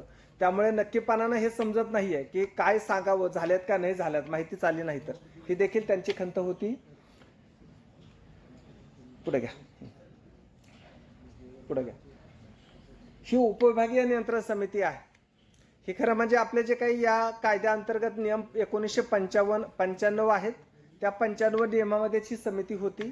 मात्र ही समिती 95 ते 2015 पर्यंत झाली नाही. तर 2016ला मुख्यमंत्री महोदयानं ही समिती डिझाईन करण्याच्या सूचना दिल्या आणि 2016 पासून याचं कार्यान्वयन झालेलं आहे. त्याच्यामध्ये उपविभागीय अधिकारी हे त्याचे अध्यक्ष आहेत. पोलीस उपाधीक्षक त्या विभागाचे ते त्याचे सदस्य आहेत. अनुसूचित जाती जमातीचे त्याच्या 2 पंचायत समिती आहेत. त्या पंचायत समितीमधील अनुसूचित जाती जमातीचे जे सदस्य आहेत ते त्याचे मेंबर्स असणार आहेत. उपविभागातील सर्व तालुक्यातील तहसीलदार हे देखील सदस्य आहेत. अनुसूचित जाती जमातीचे कार्यकर्ते हे त्यांचे सदस्य आहेत. अनुसूचित जाती जमातीचे अशासकीय संस्थांचे सामाजिक कार्यकर्ते हे देखील या समितीचे सदस्य आहेत.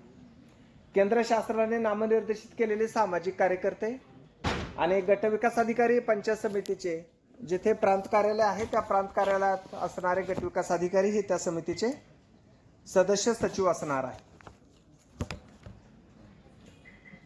अशा प्रकारे या समितीचं रचना आहे आणि त्या पद्धतीने देखील उपविभागीय पातळीवर सर्वच प्रकारच्या अशा प्रकारच्या कार्यशाळा झालेल्या आहेत. बार्टीकडनं मागील 2 महिन्यापूर्वी उपविभागीय पातळीवर अशा प्रकारच्या ऑनलाईन कार्यशाळा घेतलेल्या होत्या आणि उपविभागीय पातळीवर प्रांताधिकाऱ्यांना अशा प्रकारच्या कार्यशाळा घेण्याचे निर्देश प्रत्येक तालुका पातळीवर देण्यात आलेले होते. कायद्याची अंमलबजावणी करण्याच्या दृष्टिकोनातून अशा घटना घडू नयेत म्हणून अशा प्रकारच्या कार्यशाळा झालेल्या आहेत. ही जी काही तक्रारदार आणि जी काही जबाबदारी यंत्रणा कशी आहे बघा, तक्रारदार आहे त्या तक्रारदार पोलीस यंत्रणेकडे करेक्ट राहील. त्यांची जी जबाबदारी आहे त्वरित कार्यवाही, विविध मुदतीत कार्यवाही, पीडित व्यक्तीला मदत, त्याचं संरक्षण आणि साक्षीदाराचं संरक्षण ही पोलीस विभागाची जबाबदारी. सहाय्यक आयुक्त त्वरित आर्थिक मदत, विधी सहाय्य आणि न्यायालयीन मदत आणि त्याचं पुनर्वसन ही जबाबदारी आहे. जिल्हाधिकारी महोदयांची जबाबदारी आहे. पोलीस यंत्रणा, सहाय्यक आयुक्त, समाज कल्याण यावर संनियंत्रण ठेवून तक्रारदार व्यक्तीला न्याय मिळवून देणे ही जिल्हाधिकाऱ्यांची जबाबदारी आहे. नेक्स्ट. आवाज पोहोचतोय सगळीकडे? बऱ्याच वेळा एकतर्फी सगळं होत असल्यामुळं शंका येते की आता दुपारचे बरेच वेळ झालेला आहे, जवळपास 2 होऊन गेलेले आहेत. माझ्यासाठी दिलेला जो वेळ होता, मी उभा राहिलेलो 1 तास झालाय. मला असं वाटतं की सर की अर्धा तास किती वेळ, जोपर्यंत केटरिंग आणि व्यवस्था का झालेली सगळी काहीच नाही झालेलंच आहे ना. पीपीटी लास्टपर्यंत चालू ठेवायचे असे सदस्य सचिव जिल्हा नियंत्रक समितीचे आदेश आहेत. त्याच्याप्रमाणे आपण पीपीटी संपवणार आहोत. हा, प्रश्नोत्तर पण आपण घेणार आहोत. राईट, हा नक्कीच. तर मी आता फार एकदम आपण ओझरत्या स्वरूपामध्ये 15 मिनिटांमध्ये मी हे संपवतोय. 15 मिनिटांमध्ये आपण प्रश्नोत्तर घेऊयात, म्हणजे प्रश्नोत्तराला व्यवस्थित वेळ मिळेल सर्वांना, सर्वांचं ऐकून घेता येईल. वरिष्ठ अधिकारी आहेत, सगळ्यांचं खूप चांगलं डिस्कशन होऊ शकेल.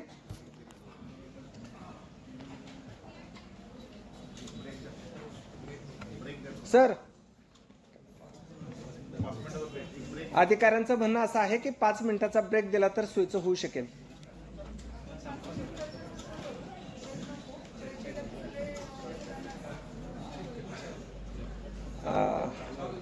मॅडमचं म्हणणं असं आहे की 5 मिनिटं आपण चर्चासत्र करूयात, तेवढ्या वेळामध्ये.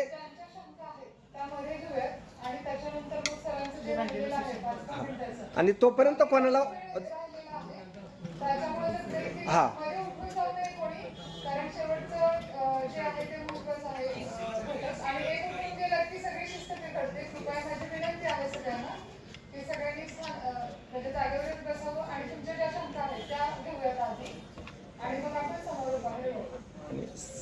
त्यांना कोणाला बाहेर जायचं होतं ना, ज्या काय ते सांगू त्यांना. हा, ते सांगा ना, तुम्ही सांगा. जोपर्यंत कोणाला 2 एका ठीक आहे सर, बोला, माईक द्या.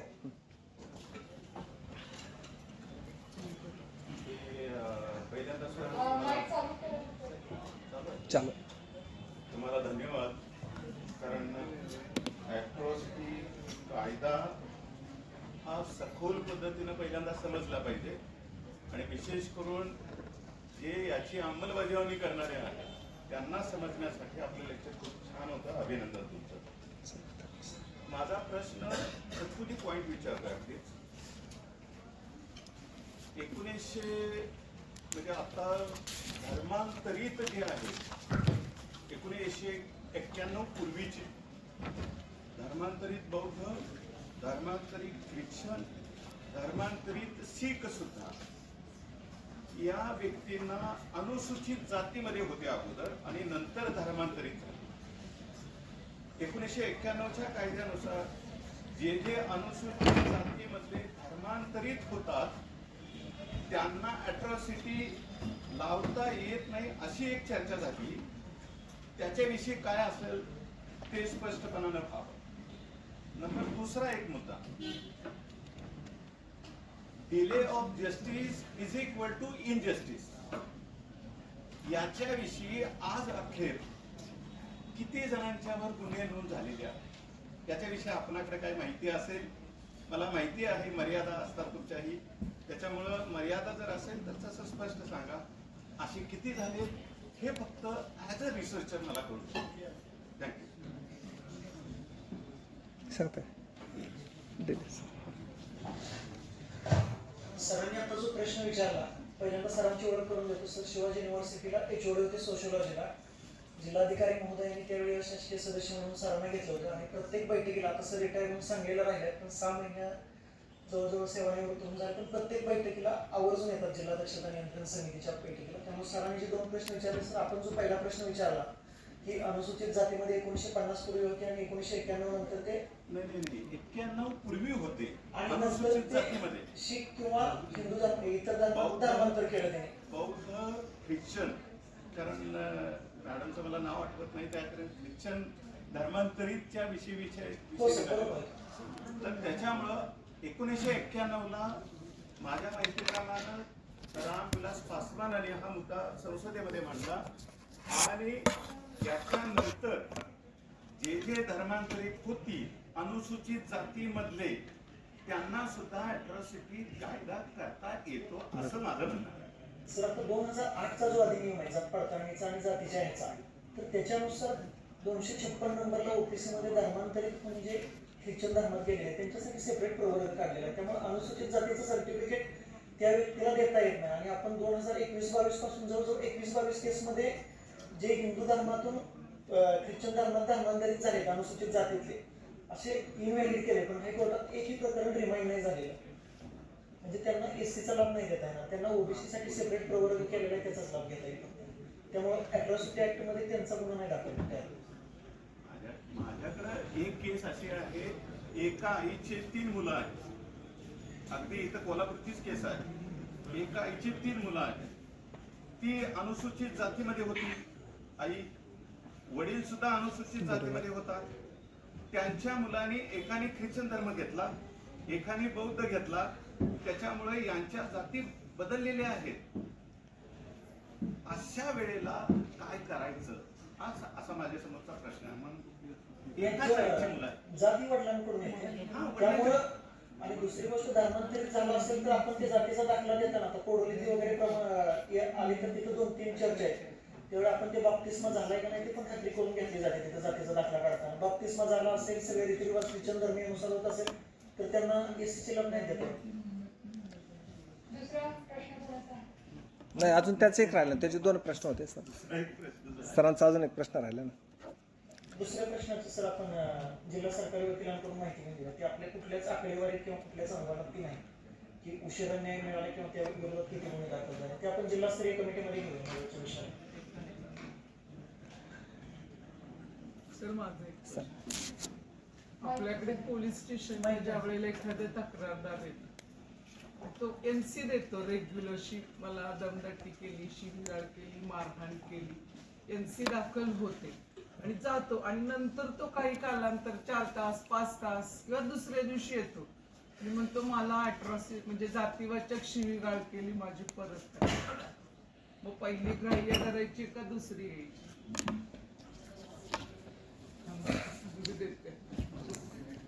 मॅडमचा खूप छान प्रश्न आहे. एक आहे की एखादी एनसी दाखल होती, दाखल करणारा जो फिर्यादी आहे तो अनुसूचित जातीचा होता. त्यानं रेग्युलर सांगितलं की माझी अशी घटना घडलेली आहे. त्यानं त्याची जात किंवा तत्सम कोणतीही माहिती नमूद केलेली नाही, म्हणून संबंधित जी स्टेशन डायरीला FIR आला त्याच्याप्रमाणे ती एनसी दाखल झाली. त्यानंतर 5 दिवसानं 5 तासानं 1 तासानं किंवा काहीतरी वेळानं तो परत येतो आणि तो म्हणतो की मी आता अमुक एका जातीचा आहे, मला जातीच्या कारणावरून यानं सगळी शिवीगाळ वगैरे केलेली आहे, तर त्यामध्ये अनुसूचित जाती जमातीचे कलम लागतील किंवा नाही लागतील, अशा प्रकारे मॅडमचा स्पष्ट प्रश्न आहे. त्याचं उत्तर असं आहे की हा कायदा अनुसूचित जाती जमातीचं संरक्षण करणाऱ्यांसाठी आहे. कदाचित त्यानं पोलीस स्टेशनमध्ये फिर्याद देत असताना त्याला ही कल्पना नसेल तुम्ही काय दाखल करणार आहात किंवा मी माझी जात तुम्हाला अगोदर नमूद करावी का. त्यानं ती घटना सांगितली. ठाणे अंमलदारालाही त्याची आयडिया नसेल की मी त्यांना जात विचारू का, म्हणून त्यांना ते विचारली नाही. त्याच्यामध्ये फक्त तेवढीच गोष्ट दाखल झाली जी NCR प्रमाणे कलम लागले. त्यानंतर तो पुन्हा आला आणि तो सांगतो की मी अनुसूचित जाती जमातीचा असल्यामुळे माझ्यावर झालं, तर जी काही वाढीव सेक्शन त्याच्यामध्ये लागतील तेवढंच आपल्याला कोर्टाला कळवावं लागेल. ती पहिली रद्द होणार नाही, कारण घटना तीच आहे, फक्त कलम नवीन ऍड होतील जे अॅट्रॉसिटीचे असतील. त्याचा बेनिफिट पुन्हा भविष्यात आरोपीला नाही का होणार? 2 वेगळे तपासाचा तो भाग आहे. तपासामध्ये ह्या सगळ्या गोष्टी सांगायच्या आहेत. त्याला वाटलं नाही म्हणून आरोपीला बेनिफिट होईल अशी काही परिस्थिती नाही. तो बेनिफिट घेण्यासाठी तर सगळ्या बाजूने तो प्रयत्न करणारच आहे. तो आरोपीचा तो राईट आहे का त्याला बेनिफिट घेण्यासाठी, तो त्याच्या पद्धतीनं. पण आपल्या बाजूने त्याला न्याय देण्यासाठी पुरेशी कलम नमूद करणं, पुरेशी घटना सविस्तरपणे नमूद करणं आणि डिलेची कारणं नवे FIR मध्ये आपण जेव्हा नवीन कलम दाखल करणार आहोत त्याच्यामध्ये ती कारणं आपण सगळं करतो. हां ते काय कारण शेवटी फिर्यादीला न्याय देण्यासाठीच. बरोबर. आपण ते सर्व करतो. मग ते ह्याच्यात कुठंतरी काहीतरी बिघडलं की मग ते आयोवर ॲलिगेशन होतं. सर सांगा. सर आप बोले, आप ही बता दो थोड़ा सा. जे ॲक्च्युली जे मॅडम विचारलं आहे तो रेग्युलर डे टू डे आपल्या फंक्शनिंगमध्ये असतील तरी देखील आपल्याला फॉर एक्झाम्पल तो पहिला येऊन धक्काबुक्की सांगितलं आहे, त्यानंतर त्यांना दोन गोष्टी होऊ शकते. एक आहे खोट्या गुन्हा, तरी आपण एक बार क्रॉस चेक केला तरी अँगलला, तरी इथे पण एक इंट्रॉगेशन किंवा इन्व्हेस्टिगेशनची आर्ट बाहेर येते. आपल्याला थोडं तो आर्ट आहे तरी सगळ्या अँगल्समध्ये त्यांना क्वेश्चनिंग केला तर आपल्याला माहिती येईल की तो खोटे सांगतील, तरी आपण दाखल करण्याची गरज नाही. कारण कमीत कमी रेस्ट करा, त्यांना काउन्सिल करा, किंवा त्यांच्या माहिती नसेल अगोदर, त्यानंतर माहिती घेतला, त्यानंतर आला आपल्याकडे की आता मला अट्रॉसिटीची गुन्हा दाखल करण्याची आहे म्हणून, तो देऊ शकते. First information report is just a first step to set criminal justice system into motion. म्हणजे BNS, BNSS, BSA ची आणि बाकी जे वेगळे स्पेशल ऍक्ट्स आहेत, तो सगळ्यांची कोर्टमध्ये घेऊन जाण्याची प्रोसिजर लागू करण्यासाठी तो फर्स्ट स्टेप आहे FIR. तो NC तून तो FIR पर्यंत जाऊ शकतो. NC ची आपण इन्व्हेस्टिगेट करून त्यानंतर आपण स्वतः पण FIR रजिस्टर करू शकतोय. तो FIR is just a starting step. तसं नाही चालेल की आपण NC दाखल केला त्यानंतर FIR दाखल केला की हा अंतर जास्त आहे म्हणून कोर्टमध्ये आपल्याला आपण तपास छान केला. तपासमध्ये जे BSA नुसार आपण evidence matrix, time stamp evidence matrix तयार केला आणि आपला एक लॉजिकल फ्लो मध्ये पूर्ण आपण चार्जशीट मध्ये आपला केस मध्ये पूर्ण फॅक्ट्स घेऊन आला, तरी एक पब्लिक प्रॉसिक्युटर आणि जस्टिस ज्युडिशरी मध्ये त्यांची प्रॉपर जस्टिस मिळेल आपल्याला. तर काय अडचण नाही. सेक्शन 4 मध्ये सर्वसामान्य जातीचा किंवा ओपन असलेल्या अधिकाऱ्यांची तक्रार घेतली त्याची कसूर म्हणून त्यावर कारवाई केली जाते, पण त्याच जातीचा असेल तर त्यांना एक्सक्यूज केलेला, असं का?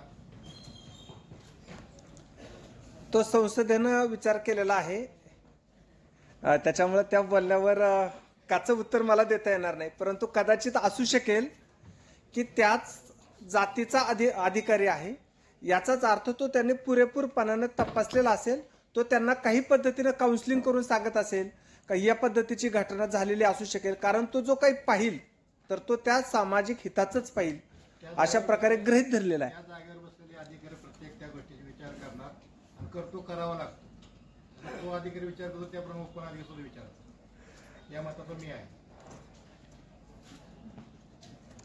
सर आता सांगा. सेक्शन 4 अधिनियमच आहे, त्याच्यामुळं तर तो शेवटी भारतीय संसदेचा अधिनियम आहे.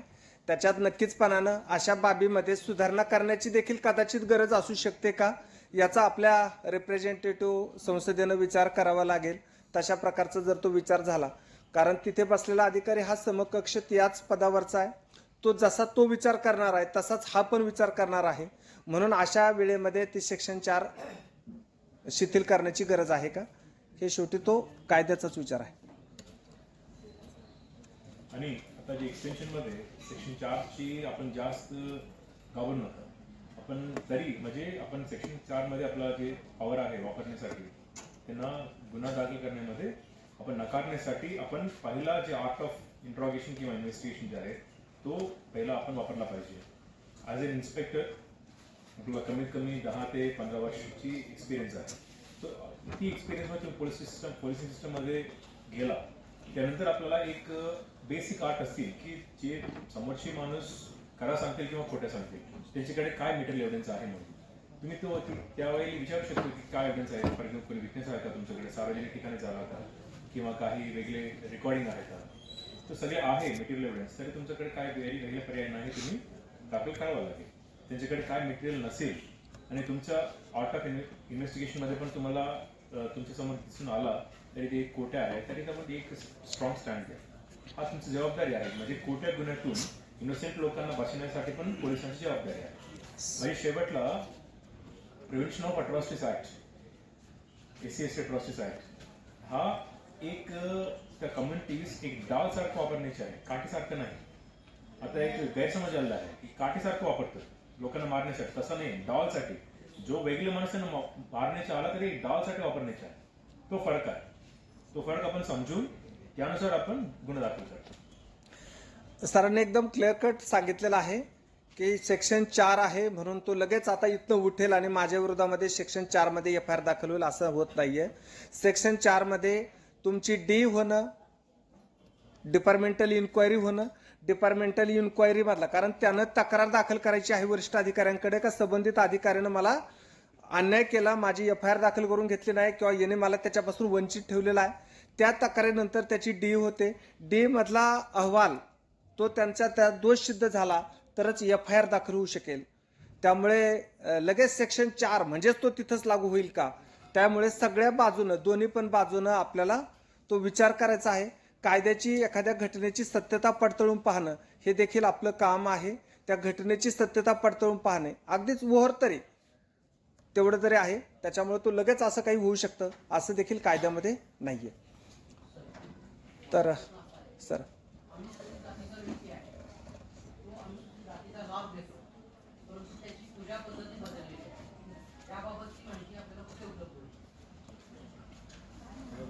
कोणती माहिती पूजा पद्धती बदलली म्हणजे त्यानं धर्म बदलला, त्याचं धर्मांतर केलेलं आहे. हा हा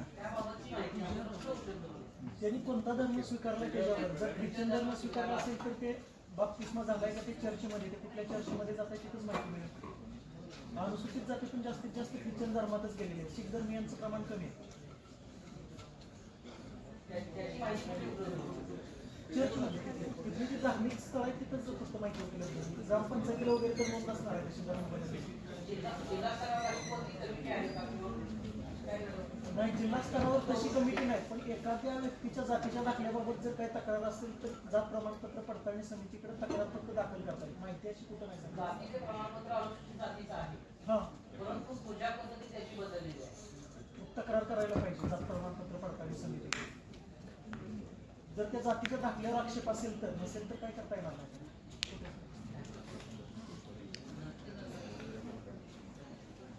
तर आपण हा 5 मिनिटाचा परत आपण काही प्रश्नोत्तर आपण घेऊयात.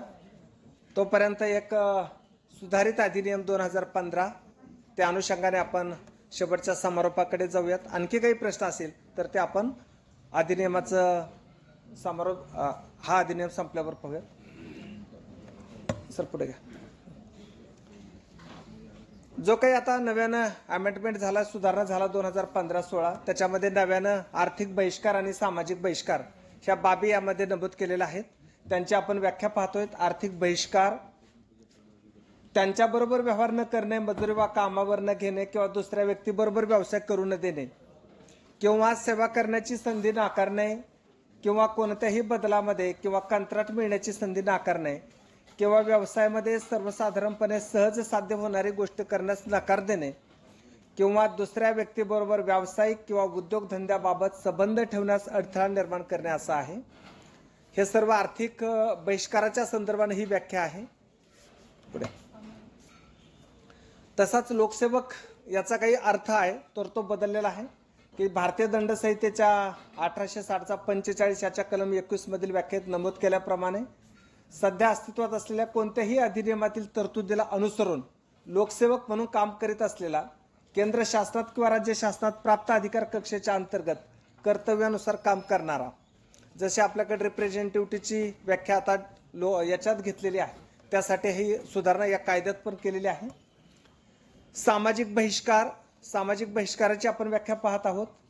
कोणत्याही व्यक्तीला इतर व्यक्तीच्या सेवा नाकारणे किंवा तिचा त्यांच्याकडून स्वीकार न करणे किंवा कोणतीही रूढी परंपरा चालीरीती वगैरे यासारख्या सेवा न येणे किंवा न देणे किंवा सामाजिक संबंध ठेवण्यापासून रोखणे, जे व्यक्ती एकमेकाबरोबर सहज प्रस्थापित करतात किंवा त्या व्यक्तीशी इतरांपासून अलिप्त ठेवतात, अशी सामाजिक बहिष्काराची व्याख्या आहे. आणि या व्याख्येमधील असं कृत्य हे 2016च्या संशोधनानुसार अॅट्रॉसिटीमध्ये गुन्हा आहे. अत्याचारग्रस्ताची व्याख्या ही या कायद्यापुरती काय व्याख्या केलेली आहे बघा. जी व्यक्ती या अधिनियमाचे कलम 2 पोट कलम 1 खंड 1 मधील अनुसूचित जाती आणि अनुसूचित जमाती या व्याख्येत येतात आणि ज्यांना या अधिनियमातील तरतुदीमध्ये नमूद केलेल्या कोणत्याही कृतीमध्ये शारीरिक, मानसिक, मानसशास्त्रीय दृष्ट्या भावनिक किंवा आर्थिक हानी किंवा त्याचा कोणत्याही जंगम स्थावर मालमत्तेस हानी पोहोचेल आणि त्यामध्ये त्याचे नातेवाईक, कायदेशीर पालक आणि कायदेशीर वारस यांचाही समावेश आहे.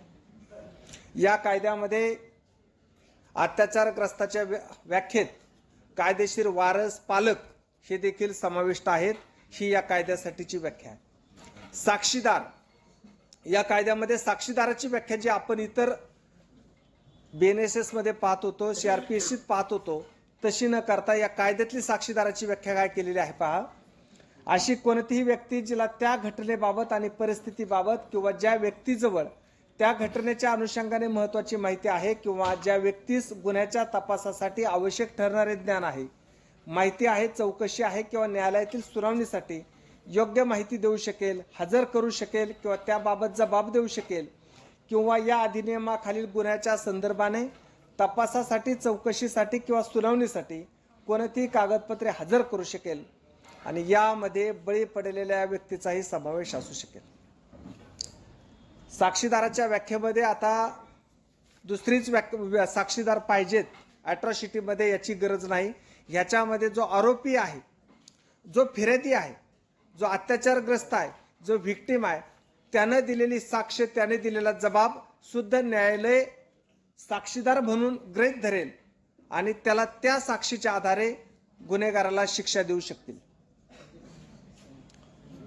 पुढे घ्या, पुढे घ्या सर, घ्या पुढे. बस. विशेष न्यायालय आणि एकमेव विशेष न्यायालय ही आपली अमेंडमेंट आहे. दावा जलद गतीने चालविला जावा यासाठी राज्य शासन उच्च न्यायालयाच्या मुख्य न्यायाधीशाच्या सहमतीने शासकीय राजपत्रातील अधिसूचनेद्वारे एकमेव विशेष न्यायालय एका किंवा अनेक जिल्ह्यासाठी स्थापन करेल. परंतु असे की या अधिनियमाद्वारे कमी संख्येचे दावे दाखल झालेले असतील तर राज्य शासन उच्च न्यायालयाच्या मुख्य न्यायाधीशाच्या सहमतीने शासकीय राजपत्रातील अधिसूचनेद्वारे या अधिनियमाखालील अपराधाचे दावे चालविणारे विशेष न्यायालय म्हणून सत्र न्यायालयास विनिर्दिष्ट करेल. परंतु आणखी असे की स्थापना केलेली किंवा विनिर्दिष्ट केलेल्या न्यायालयांना या अधिनियमाखाली घडणाऱ्या अपराधाची थेट दखल घेण्याचा अधिकार राहील. या अधिनियमाखाली दाखल झालेले दावे शक्यतो 2 महिन्याच्या आत निकालात काढले जातील. या दृष्टीने पुरेशा प्रमाणात न्यायालय स्थापन करण्याची जबाबदारी ही राज्य सरकारची असेल. अशा प्रकारे हे विशेष न्यायालयाची तरतूद या नव्या सुधारणामध्ये संशोधनात केलेली आहे. नेक्स्ट. अत्याचारग्रस्त आणि साक्षीदाराचे अधिकार. अत्याचारग्रस्त आणि साक्षीदारांसाठी अत्याचारग्रस्ताचं वय, लिंग, शिक्षण याचा गैरफायदा न घेता त्याला चांगली आणि सन्मानजनक वागणूक देणं ह्या विशेष जरुरीच्या गोष्टी आहेत. साक्षीदार आणि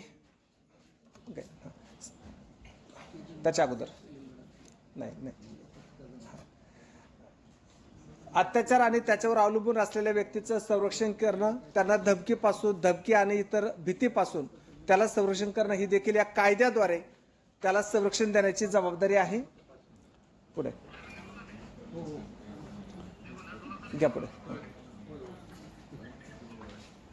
अशा प्रकारे अत्याचारग्रस्ताचे आणि त्याचे संरक्षण करण्याची जबाबदारी सुद्धा कायद्याद्वारे पोलीस राज्य सरकारवर निश्चित केलेली आहे. त्याला जी काही रक्कमा द्यायच्या, जी काही आर्थिक मदत द्यायची, ते आपल्याकडे जे वाचन साहित्य दिलेलं आहे त्या वाचन साहित्याच्या सरते शेवटी ही सर्व आर्थिक मदतीची आकडेवारी त्याच्यामध्ये दिली गेलेली आहे. त्याच्यामुळे मी त्यासाठी आपण जास्त वेळ न घेता ती 3 टप्प्यात दिली जाते हे सांगितलं. पहिला टप्पा 15 दिवस, दुसरा टप्पा चार्जशीट कोर्टात गेल्यावर आणि तिसरा टप्पा कोर्टामधून त्याला शिक्षा झाल्यावर. अशा प्रकारे 85,000 8,25,000 रुपयापर्यंत आर्थिक मदत देण्याची तरतूद आहे. अनेक प्रकरणामध्ये नोकरी, पुनर्वसन, जमिनी, पेन्शन्स अशाही प्रकारच्या गोष्टी आपण सामाजिक न्यायामधून केलेल्या आहेत. पुढे जिथे म्हणजे त्याचं संपलेलं आहे सगळंच. खून, हत्या, सामूहिक बलात्कार याच्यामध्ये पण आहे सर. हा बरोबर. गंभीर गुन्ह्याच्या संदर्भाने अशा प्रकारच्या मदती सामाजिक न्यायाच्या बाबीनं केल्या जातात. पुढे घ्या, पुढे घ्या, पुढे घ्या. ओके. तर अशा प्रकारे आपण आता समारोपाकडे जात असताना शेवटचीच एक सुधारणा आपण पाहणार आहोत. जी अॅट्रॉसिटी कायदा 2018ची सुधारणा आहे शेवटची या कायद्यामधली. 20 मार्च 2018ला सुप्रीम कोर्टाने अॅट्रॉसिटी कायद्यातील एखाद्या आरोपीला अटक करण्याबाबत तरतुदी काहीशा शिथिल केल्या होत्या. तसेच या कायद्याअंतर्गत आरोपीला अंतरिम जामीन देण्याची तरतूद केली होती. या कायद्यानुसार एखाद्या सरकारी कर्मचारी अथवा अधिकाऱ्यावर कारवाई करताना त्याच्या अटकेपूर्वी संबंधित विभागाची अनुमती घेणे आवश्यक असल्याची या कायद्यात तरतूद होती. याबरोबर सामान्य व्यक्तीवर या कायद्याअंतर्गत आरोप असल्यास एसपींच्या स्तरावर पोलीस अधिकाऱ्याची अनुमती घेणे आवश्यक होते. शिवाय FIR दाखल करण्यापूर्वी त्या प्रकरणातील प्राथमिक चौकशी करणे आवश्यक आहे. अशा पूर्वीच्या कायद्यात सुधारणा करण्यात आल्या होत्या. अशा प्रकारे सुप्रीम कोर्टानं निर्देश दिले होते, त्याच्याप्रमाणे झालं होतं. माननीय सुप्रीम कोर्टाच्या या निर्णयानंतर केंद्र सरकारने संसदेत या कायद्यात सुधारणा केल्या आणि मूळ तरतुदी जशाची तशा पूर्ण क्षमतेनं अंमलात आलेल्या आहेत. पुढे खरं म्हणजे आपण हा सगळं कायदा हा सामाजिक न्याय म्हणून वापरतो. सामाजिक परिवर्तन, समानता प्रस्थापित करणारा कायदा आहे. अगदीच जर महाराष्ट्रापुरता विचार झाला तर आपण कायदा अस्तित्वात येण्यापूर्वीची जी काही स्थिती परिस्थिती होती ती आपल्या सगळ्यांच्या सहयोगातनं खूप मोठी बदललेली आहे. शासनानं ती मोठी बदलवलेली आहे. मोठी मोठी अधिकारी अनुसूचित जाती जमातीतले आज देखील आपल्या अनेक ठिकाणी उच्च पदस्थ खुर्चीवर बसलेले आहेत.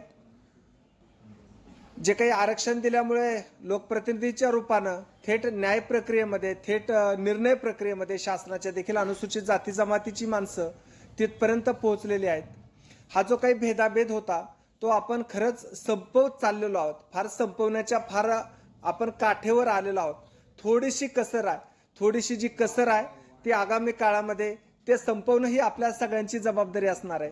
एक न्यायिक पद्धतीनं सगळ्याच व्यवस्थेनं जर काम केलं तर आपला राज्य हे खरंच अनुसूचित जाती जमातीला संपूर्णपणाने समानता प्रस्थापित करणारं पहिलं राज्य ठरू शकेल. अशा प्रकारचं काम देखील आपल्या राज्यातनं झालंय. आपण ह्या सर्व गोष्टी समजल्यात. आपल्याला ध्यानात सुद्धा येत नाही अमुक एका जातीचा आहे. आपले अनेक विवाह आपण आंतरजातीय विवाह केलेत, शिक्षण झालीत, व्यवस्थेमध्ये निर्णय प्रक्रियेपर्यंत आपण अधिकारी आणि पदाधिकाऱ्यांना पोहोचवलेलं आहे. हे आपलं सगळ्यांचं यश आहे. नक्कीच हेच काम आपण जर पुढे घेऊन गेलो तर डॉक्टर बाबासाहेब आंबेडकर म्हणतात तसं कायदा म्हणजे अमुक एका वर्गाने ठरवलेली बंधने नव्हेत. तो कोणत्या प्रकारचा असावा हे ठरवण्याचा हक्क सर्व प्रजासागर तिच्या प्रतिनिधीस पाहिजे. हा कायदा संरक्षणात्मक असो वा प्रशासनात्मक असो तो सर्वांनाच सारखा लागू असला पाहिजे. आणि समाज रचना समानतेच्या पायावर करावायची असल्यामुळे मान सन्मान, अधिकार व व्यवसाय या बाबतीत जात आड येता कामा नये. भेदाभेद व्हायचा तो केवळ व्यक्तीच्या गुणभेदामुळेच झाला असला पाहिजे, जन्मामुळे होता कामा नये. हे भारतरत्न डॉक्टर बाबासाहेब आंबेडकरांचे जे विचार आणि वाक्य आहे ते आपण सर्वजण अंमलात आणूयात. नक्कीचपणानं आपण जे जे काही सगळं प्रशासनामध्ये काम करतोय ते फार मोठं यश आहे. ह्या सगळ्या प्रक्रियेमध्ये सामाजिक उत्खननासाठी केलेलं काम बार्टी या संस्थेचं देखील खूप मोठं आहे. बार्टीचे आयुक्त, बार्टीचे सहसंचालक, सामाजिक न्याय विभागाचे आयुक्त यांचं मार्गदर्शन आणि सामाजिक न्याय विभागाचं काम यामधून बार्टीनं हे प्रशिक्षण आपल्यापर्यंत आणण्याचा प्रयत्न केलेला आहे. सहाय्यक आयुक्त कार्यालयानं आपल्यापर्यंत घेऊन येण्याचा प्रयत्न केलेला आहे. हा कायदा आणि नियम जे एक सहज पद्धतीने सांगण्याचा मी प्रयत्न केलेला आहे. तुमचं नॉलेज, कौशल्य, स्किल, ॲटिट्यूड हे सर्व बदलाचं काम एक कायद्याच्या रूपानं करण्याचा या ठिकाणचा प्रयत्न बार्टीचा व्याख्याता म्हणून मला करायला मिळालं. त्याबद्दल मी आपले सगळ्यांचे बार्टीचे विशेषतः आभार मानतो. आणि मला कल्पना आहे की आपण अत्यंत सुपिरियर ऑफिसर्स आहात. आपल्या पुढून अगदीच सामान्य माणसाला एवढं सगळं सांगणं ऐकून घेणं हे मला कल्पना आहे की मुश्किल असते.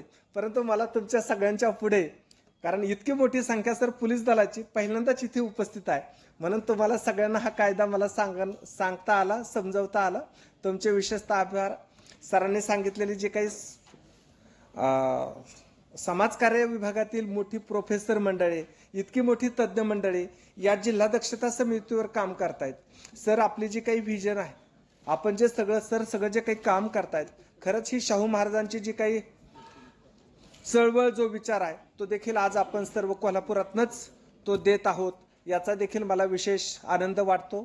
आज परत एकदा मी सगळ्यांचे खूप मनापासून धन्यवाद मानत मी माझं आजचं सर्व व्याख्यान संपवतो. जय हिंद, जय भारत. धन्यवाद.